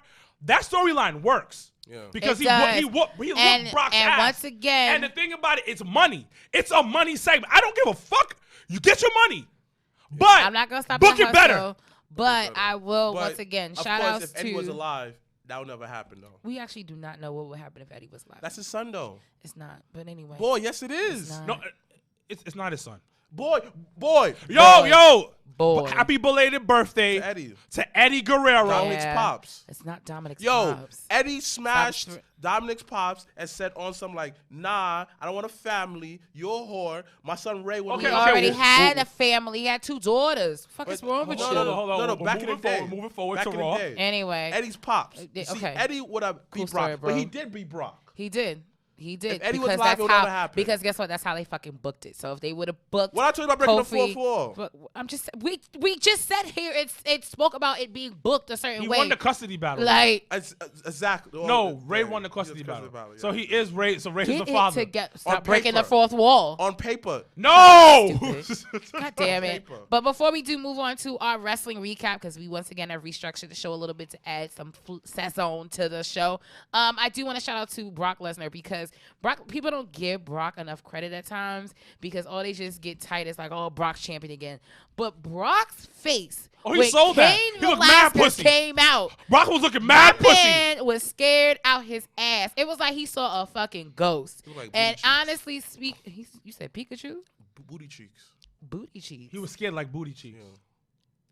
Oh, You know when your okay. booty No, cheeks I tightens get it. up? Tighten up. No, I got it. You'll be slow sometimes. now it's stuck there. Booty cheeks be getting tight. Now that You ever put your that face in some booty visual. cheeks? No, why would the fuck would I put my face in somebody's Maybe that's a booty lazy cheeks? accent in college. I don't know. No, what? Absolutely not. And no, did you put your face in somebody's booty cheeks? I put my face in some booty cheeks. I thought about it. You thought about it and doing it are very two different things. I bit booty before. You what? I stayed biting a booty. You had a booty? Wow. You You both. smack it too. You never bit your booty? I first of all backhand smacked No, the fuck out of when you somebody. get it back sensual Like- and then kiss it out the Like back. that shit, like it's Mwah. levels to this, but that no, because you're freak. Actually, shout outs to Toxic Talk, one of the shows that are under the Java Tears podcast brand. All the freak nasty shit these niggas like to do. You can listen to their podcast. Only I talk about the but freak it's nasty. only this one. Yo, would you ever spit in a girl's mouth? I have. Wow, you are you two are related like I shit. grabbed her like this. I spit it in my mouth. I spit it in her mouth, and I put my dick in her mouth after. Wow, No. What you have to do. that sounds like rape. What you have to do is you spit in their mouth, right? No. And then you tell them to spit on your dick. No, but he actually just negated that second part and did it for her. I like being dominant. Yeah. Well, he Shut clearly. the F up, open your damn mouth. And I spit it in there and put my dick right Yeah. I like telling them what to do. I'm definitely not on that level because I would. Yo, when he told this story, because it was him and Tati. You don't kiss? Kiss is one thing. First of all, I'm not having a nigga ever spit in my mouth, like ever, because I would definitely drop kick the fuck out. You see this throat right here? Be fucking gone. No bullshit, because not happening ever. Can we But move on to Raw? Speaking about we're nasty? gonna talk about Raw started off really spicy. Because you Spicy, got Bobby spicy. Lashley and Lana in the same bed getting nasty. First of all, He had a dick all out and everything. I was. You were so happy too. Listen, I'm not doing that. I'm not agreeing to letting him out. I'm sorry. My wife comes to me and is like, yo, There's no way. WWE has There's a storyline no way. of me fucking Bobby Lashley. No. No, absolutely No. not. No, and I know we're actors, we're performers. No. No, absolutely not. Because you know what happens? You're gonna start riding with Bobby Lashley. Because You're gonna start hanging out with Bobby Because Lashley. you gonna end up like whole Macho leader. Man. You gonna end up like whole leader. What's your beef with Lita? Hold on, we're not going through this. We're not gonna do this. It's 5 seasons. We're not gonna do Oh, this. no, we're not going through this. We're not going through this. So let's go through Raw. I do it. Let's go through Raw. One up, one down, gentlemen. Best thing on Raw: Natalie versus Lacey Evans. Yeah, the last woman standing match actually Fire. was really good. Balls deep fire. Balls so hot, I don't. Woo. it's dripping. Ooh, That's what hot balls do. Hot balls dripping. hot balls or hot boys? Oh, you don't talk about the hot balls and the hot See, boys. look at this. Look at No limit. Can I get a oh? Nah. Shouts to Master P. Oh This God. episode should be called Master P. Okay, we can I do need to be that. signing Low Limit Records, son. No, like Master P, if you are listening, you can always sponsor the Job. You know how he laughs. What? I don't know how he laughs. You know. I don't think he laughs like that though. In my head, he does. Oh, Like I Lord. think Master P is just mad country. All right, your one up was Lacey Evans versus Natalia. And my one down was the OC versus Lucha House Party. I fucking hate Lucha House Party. I don't hate who's my on this. I God. thought it was a waste of a Side time. note though, but I fucking love their fucking chalk line jacket. Like, oh, if it didn't say Lucha House Party, I would probably buy it. But Mr. Black, one out, one down, real quick. Yeah, like I said, the women's match was the best thing on the card. Yeah. Okay. I mean, Tyson Fury versus Braun Strowman was cool, but I've seen that 1,001 times. It's kind of overrated then. But I'm telling you, Braun Strowman don't fucking win. I'm talking wild shit about Braun Strowman. I don't care. I mean, just That like my shit is son, wild. Tyson Fury said, you won no championships, boy. You won nothing. Yo, when he said that, I was like, who Oh, we gave won a him tag that team line? champions? Oh my Right. God. Oh, we won a couple of tag team champions. Okay. Oh, But- he went for the jugular when he said that because I Exactly. felt that. I was like, Soft. ooh, how do you Soft. know that? You watch wrestling. But it was like, damn, like you had to say it like Nah, that, nah, son. but it was the truth though. It what? But that's what It made was it so hot- hard. it It was was like, bars. oh, It was bars. yeah, it was definitely bars. Bars. I was like, damn, almost you fell didn't off the say it seat. like that. All right, one I went down for NXT, which is now officially on the USA Network on Yo, Wednesday Jay night. Quan, I know you don't listen to the podcast because you're a bitch. I'm joking. I love I you, was Jay about Quan. to say, I love you, Jay Quan. What? I'm talking mad shit. But because you didn't want to wait to listen to the Job Tears podcast, the biggest up from last night or on Wednesday night was Leo Rush. Yes. Hashtag Black Excellence. I wish we had a soundboard because Leo Rush is out here. Next He week, came next back. Yeah. He did BT Cypher with JD Williams. Mm-hmm. He put out his R&B track on YouTube, which is fire. Yo, this man is the multi-talented. Oh my gosh! And is the press song B? And it's mad depressing. You know, I listen to that shit in the Nah, 'cause shower when I'm butt 'cause when we naked did and the that water podcast, dripping down we my heard the ass song, crack. we was Oh like, my oh, it's not gosh. that I bad. love that Fire. shit. He's Wait, mad- what? I like to listen to sad music while I'm in the shower. Yeah. And I close the light. But all I heard was water down. Yeah, my yeah, yeah. ass. Because I was sometimes like, I just stand there. "Skirt." Because sometimes Fuck I is you just stand talking there. about? And the water just comes down my head. Especially What- when This Usher comes nigga's on, let it reenacting the burn, video. Like you gotta stand outside the window and just let the water come Yo, down. did you hear Summer was it Summer Rae? No, not Summer Rae. Summer Summer Walker did the song with Usher and she sampled fuck is it? Shit. So many days, so many hours. No. Let it We'll listen to it later. Yeah, I'll show you later. But the sample she used. Is and the she had album good? The album is actually really good because I actually love the song with her and Ross. It's like one of my favorite songs on Ross's album. So shout out to working in Times Square at times because you see all the billboards and Yeah. stuff. I'm pretty Mike. that too. Oh, Matt. Mike. Oh. Niggas. Guys. What do you Knock on need? the window? Oh. Can you look at the TV screen? Oh. But yeah. back to Leo Rush becoming your new NXT Cruiserweight Champion. There's no downs. I have no downs for this either. You know, Nah, I enjoyed NXT. yeah, NXT is very good. Shout out to the commentary team. Actually talk about the wrestling on screen. I just wish Nigel McGuinness would actually talk a little louder. I don't know if it's the accent, but He's smooth. I just feel like, He's Nah. a smooth operator. He's a sexy English guy. Mm. all right, I guess. And I like that. Like, My like that. I definitely like I don't know. I just feel like the pieces to the chessboard on NXT it's just moving in a great direction. Yeah. Like you have Rhea Ripley that's low key calling out Shayna Baszler, but then you have strong. Bianca Belair who won against the returning Dakota Kai, and then Bianca saying like, "Bitch, if you really want the swerve. if you want, oh, I'm gonna get to him. Hold on a minute. But then you have Bianca coming out and saying to Rhea Ripley, like, you gotta go through me first. But for me, the match of the Wednesday night, I don't give a fuck, was Roderick Strong versus Isaiah Swerve Scott, aka Shane Strickland, because he will always be Shane Strickland to me. So shout outs to Shane. Walter match was good too. And actually the Swerve City podcast, Montezi and also Ariel Monroe, who was out here in New York, and we cannot wait to bring her back to New York. But so shout outs quickly to the Swerve City podcast. But that match, Fire. oh Fire. my God, if you have never seen Shane Strickland fight, he put on a clinical for the USA Network last night. And it was, to me, it was, I'm actually clinic. glad they kind of low-key waited until they kind of got onto the USA Network because, A, more eyes, and B, because he had been doing a whole bunch of house shows and Yeah. stuff like that in NXT and, like, doing the road shows and things like that. But to be going against the new North American champion and to almost win in the fashion that he almost went, it just was phenomenal. Like, I mean, of course, Kushida versus Walter was really good. Yeah.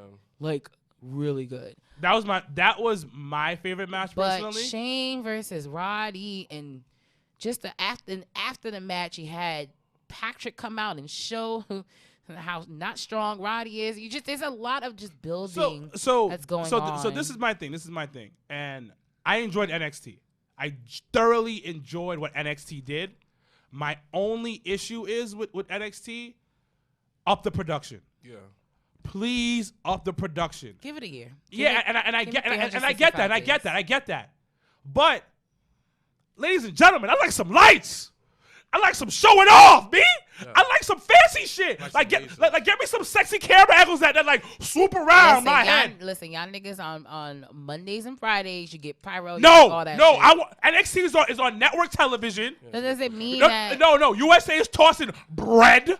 They should at least get smoke on lasers. Yeah, thank you. I mean, they're Let starting. me get a little pyro. No, but the thing is, not a little pyro because they're at full sale, and I don't think they could do fire hazard type. So shit. figure it out. Get some But get some sparklers, I hate you. sparklers. But what I do notice is that they are trying to do some different camera angles and stuff like listen, that. It's listen. little things. I want to feel like I'm there. I want to feel Isaiah Scott's fucking, sweat. See, but the thing is, I feel like the opposite. I actually don't mind it. I'm not saying it looks low budget, but I don't mind the production of how it is right now because it actually makes me feel like I need to fly to Full Sail and be there in person. That's how I feel. No, stop thinking so basic.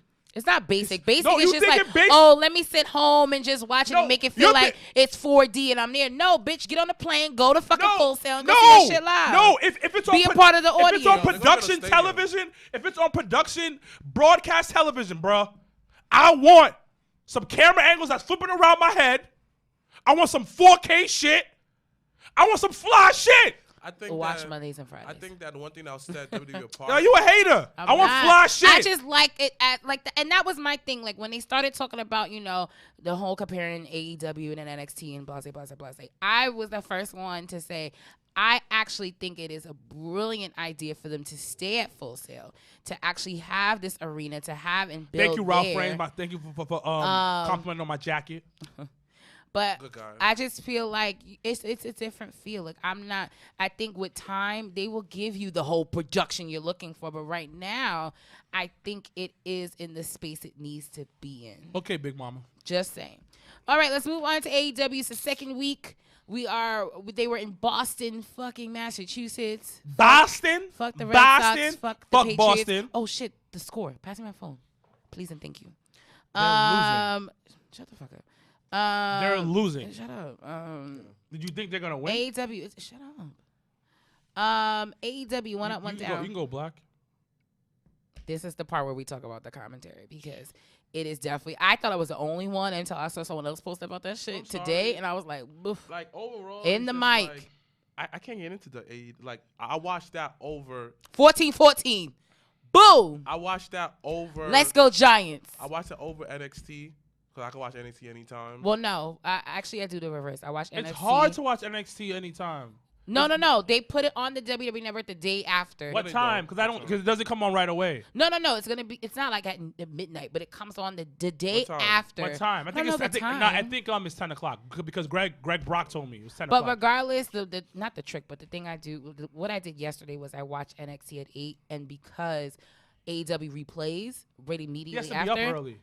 Don't we all? I'll be tired. Trust me, it was a struggle. That last Jericho match, I was struggling to They be stay tired, up. they be tired, And it wasn't so because it wasn't I boring. gotta It just choose was one. like, I'm tired. I gotta choose one, and I choose AEW. I'm actually gonna watch it. But NXT I go to watch it anytime. I watch later on. I got the highlights, whatever. I could do that. And AEW is it's very hard to watch, and because I can't get into the match. Like for example, with the whole Talk into the goddamn. with mic. the whole Debbie Allen versus Jimmy Havoc, good match, but I felt that it was mad stale. Like John Moxley versus Sean Spears, they was brawling outside. Nah, I thought it was a good match. Like it, but I couldn't get into it because JR talking about how that other stuff. No, and I'm sorry, Tony Schiavone should be the lead Absolutely. because like Tony Schiavone, Tony his voice is Schiavone. unique. He is TNT. He is TNT. You know what it is? Black. Oh shit. I Sorry, think feel like I stepped on you. what it is, and then y'all all both right, but you know that veteran player on the team Yeah. that's past his prime, but because of his reputation, you make him lead, No. let him lead. Yeah. That's what JR is doing. No, but You Tony know, Schiavone's been in the business. No, but the just thing as about long. JR has a bigger name. Yeah. That's what it comes But down it's to. literally He be dragging dragging. the show And itself. after that, Excalibur be going on with him. Like I want to hear the play-by-play. When you go on NXT, Mamma Mia. Whoa, no. Hold on. Oh my gosh. Hold on. You can't compare Like Marlo to them Morrow's because Marlo's energy on a is different level. planet. And the whole fact that when he was like, when Swerve Scott came out, he's like, yeah, he's like from He's like Travis Scott. He's always in sicko mode. Yeah, I was Nigga, like, what? Okay, minus all of that pop references, JR was JR. I want to hear. He was in his Oh prime. my gosh, kid, go do it. Make yourself famous. Nah, even when last night when he said slobber knocker, I was just like, Mad bro, dead slobber knocker. slobber knocker. Come on, B. What? Come on, B. Well, the thing is, he's not. I think he's doing a job, And there's no energy in that. and that's what it is. And you guys are 100% so right. bad. I know we have to go soon, but so Yeah, you want me to say AEW? My thoughts on AEW? Just we're one up, one down, real quick. Okay. Actually, question: what's your thoughts on the Inner Circle? It's a lame ass fucking name. Yeah. It's a lame ass fucking name. The team looks fucking weird. It is beyond. It's not believable. It doesn't. I told someone that last night. Looks I was fucking just like, weird. It's not believable. It's so you know why I love AEW, because these are guys I've watched on the scene, and maybe that's the reason why I'm a little biased. Yeah. Sometimes enjoying watching, because it's like, you know, that friend that makes it. Like you never really know him. He's in the neighborhood. You see him all the time, and now he's like on TV, and you have that extra love for him. Yeah. That's how I feel towards AEW. Yeah. Strip everything aside. The Inner Circle looks super not cohesive. At all. It doesn't work, and it's more about, I'm putting Jericho here to give everybody else a rub. Yeah. That's how I feel about the Inner Circle. But most people are not gonna say the same thing. That's his whole job, technically speaking. I kind of like Santana and Ortiz with Jericho. I don't. I kind of like it, but I don't. But hold on, and I don't like it. Just to go quickly, I enjoyed the Darby Allin versus Jimmy Havoc match. I did too. I enjoyed that. I've always this is what I've always said, and I've always gotten shit about this. I'm not a fan of Jon Moxley in the ring. Never been a fan of him, and I continue not being a fan of him. That match between Shawn and Shawn Spears was like it dragged a little bit for me. Yeah. Shout out to Tully being on ringside. Yeah, Tully was on ringside, add a little spice, but there was charisma missing, bro. But it's because, honestly, you put just two random people together to have a match. There's no story. There's no nothing. The story of it came after the match, because you had Neville's ass on commentary, which was even worse. Like, it's like, you already got JR. Neville wasn't that bad on commentary. Let's keep it a buck, bro. Let's keep it a buck. And I'm trying to love it. And see that on a bigger picture, but the reason why I love it is because it's the homie. You know what I mean? Like, the homies is not putting out a great rap album, but I'm gonna buy it because you want to support. I want to support, and I you know how much I love Santana Ortiz. I just want them, and it's something I said on the Jabbateers Facebook group, is I just me seeing, you know, just the trials and tribulations of LAX as what we know them to be, but Santana Ortiz, and just kind of like talking to them hosting our brunch and things like that, just kind of getting a vibe of knowing who they are. I just would have rather them made their names on their own. And even if it would have meant being in the tag team tournament or something like that. I thought they were going to be in the tag team tournament. I would have preferred that, but I mean, I guess because you already had tag teams established before they had got signed or whatever. But what they should have done is have them invade the tag team division. But how they originally came in. All right, cool. Oh, we're not gonna be in the tournament. We're gonna ruin the tournament for everybody else. Guess what? They could do that. They could. I understand that, but I feel like the one thing that AEW is missing, they have a style of tag team, style of how they have a style when it comes to the tag team. It's well established. When it comes to their singles, outside of weapons matches, stuff like that, they're still trying to find their footing.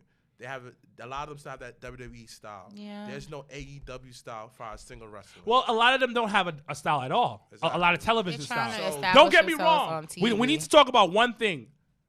Private Party versus the Young Bucks was a phenomenal match. Yes. But that's a great high style. That's tag team style in AEW. But the singles style is just still like, it feels weird. Niggas wrestle weird. It don't look right. They don't wrestle. It is a little weird. No, actually, I rarely agree with this one. It's not built for television. Weird. I think that's what you're trying to say, and it like if you want to talk about production. Yeah, it's not built for television. It's and it's not built for television. One of the biggest reasons why I didn't like that match between Shawn Spears and Jon Moxley was because it didn't feel like it was moving the right way. But I know we got to sign off soon. We do. But I do want to kind of catch AEW Dark on YouTube. Shout outs to and also NWA is having this power thing they got going on YouTube. It's a series on YouTube at 6:05 every Tuesday. So I do want to plug that quickly because it's something that we're gonna actually talk about and touch next week. But anything else before we go and I sign off? And this is our first episode of season 5, and everybody got along. Shout outs to Cole and Peter Rosado and everybody at BCW for being featured on a story on New York One. And I think it's important that, especially because we have these relationships with these independent promotions, that we support each other. And I've always said from day one, support those that support you. And Cole and Peter have both supported the Jabba Tears podcast endlessly. So I definitely appreciate that. Can I say something? Yeah. So everybody that's listening, who supports the podcast, I want to tell you guys thank you from the bottom of our hearts. We're about to embark on our 2-year anniversary. Survivor Series weekend, y'all. Doing the podcast. No, it's actually in January, technically. January. But like, we're about to embark on that. And there has been people who we didn't expect to be such heavy-handed fans and supporters of what we do. And I want to thank you guys. You know who you are. And it's crazy because the people that you thought were the closest to us aren't the biggest supporters of us. No, unfortunately. But the people who were like, you wouldn't expect from the far away have really supported us. And I want to thank you guys. I want to give a special shout out to Dre for joining the team and also like helping us grow. Matthew, thank you.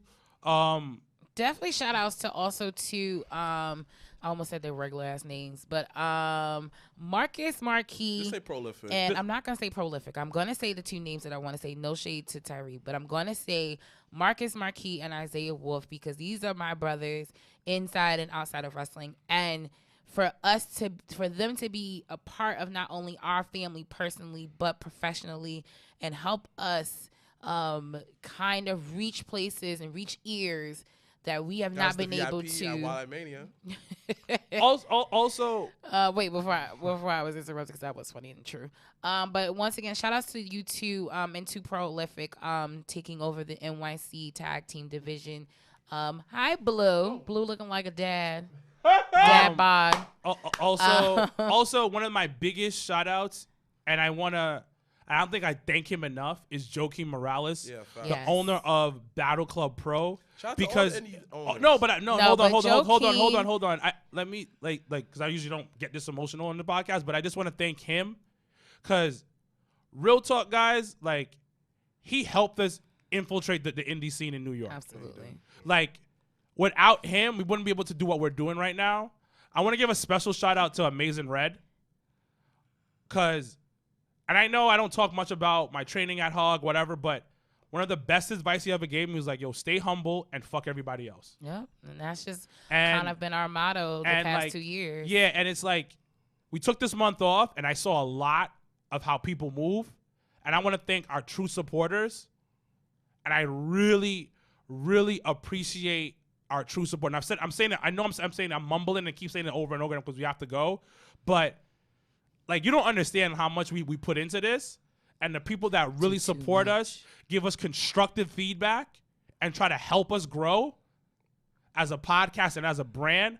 I want to tell you thank you, and it's from all of us. Yes. It's from my brother, Mr. Black. It's from Janelle from HR. Like, you guys, the real fans of the show, the real people who support us and help us grow, thank you so fucking much because we wouldn't be able to do season 5 right now. Absolutely not. I want to thank Gotham Podcast Studio, fucking Ripley's season 5. Ripley Greer Studio. Ripley Greer was where we started. And Legends. No, actually Legends was when we did the pilot episode. Also, Diana's not gonna hear this. The manager of Legends, her name is Diana, and she's also the GM. She helped us out a lot when shit was going left. She stood her ground and was like, nah, we got I'm fucking with the Jabba Tears podcast. And I got y'all. I'm going to support y'all.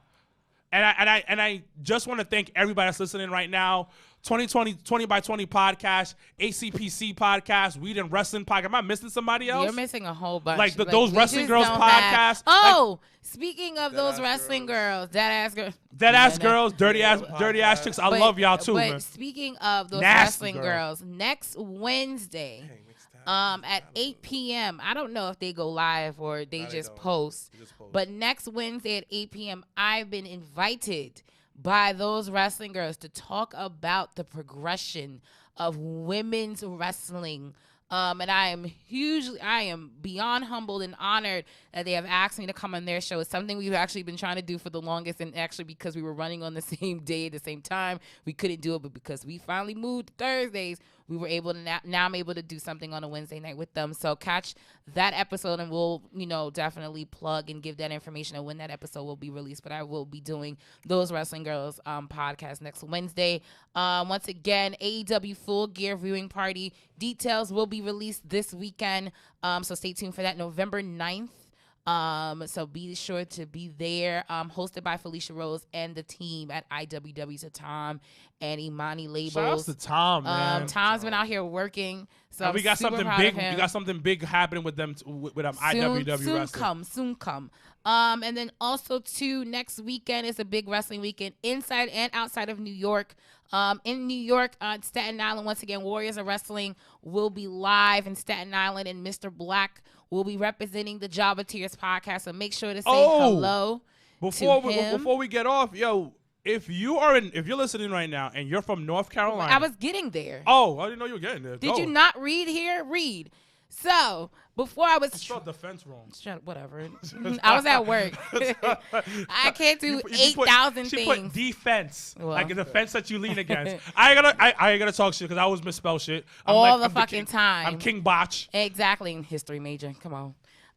But shut up. Yeah, see, I got you. But as I was saying, Staten Island next weekend, you have Prolific on the card. Isaiah Wolf, Marcus Marquis, and Tyree Taylor representing Prolific will be on the card. And Mr. Black will be representing the Jabba Tears podcast. And once again, if you, as Sir Wilkins was saying before I got to it, but if you live and you are currently watching on Facebook Live, the Jabba Tears podcast, if you currently live in the Charlotte, North Carolina area, the Jabba Tears podcast, myself and Sir Wilkins will be invading Charlotte, North Carolina next weekend. Saturday, we will hopefully be at Queens of Combat supporting Miss Tasha Steeles versus Diamante as the main event. So shout out to those two lovely young ladies in Charlotte, North Carolina for Queens of Combat. And then I do believe Ariel Monroe will be there too as well. So I'm super excited to chop it up with her in Charlotte. And then Sunday, bell time is 4:00. Oh, hello there. I was saying hi to Jenna and Blue from the Mixed Tag Team show. But once again, Sunday, October 20th, bell time is at 4:00 in Charlotte, North Carolina. We will be at PWX Pure Show. Showing nothing but love to our boy Yaya as he defends his PWX Pure title against Cam Carter. And if you have not seen neither one of them, please do your due diligence and go on Facebook and YouTube and Instagram and look up both Yaya the Great One and Cam Carter. They've been going back and forth for weeks and months. So this is finally coming ahead, and both Sir Wilkins and myself. We don't know Yaya gonna win. Well, we know that, and I definitely would not fly to Charlotte, North Carolina to see this nigga lose. 21. Huh? Yaya's like 15 years old. Yeah, Yaya's like 12. But we will be there in North Carolina, so please make sure if you see us and we are there, come say hello. We are trying to once again expand. That is the goal for 2020, to go to certain cities and expand and be there and show some love on behalf of the Jabba Tears podcast. But as I sign off, any last words, Mr. Black, before we do? All right. As always, Mr. Black, Sir Wilkins, and myself, Janelle from HR Other Jabba Tears podcast, we thank you guys for joining our first episode of season 5. Please tune in next week, but you can find this episode on Facebook Live on the replay, and then on YouTube, Spotify, iTunes, everywhere where you can listen to a good old podcast. That is where you will find us. So once again, hashtag Black Excellence, hashtag we're out. This shit's fire. It's the Jabba Tears podcast.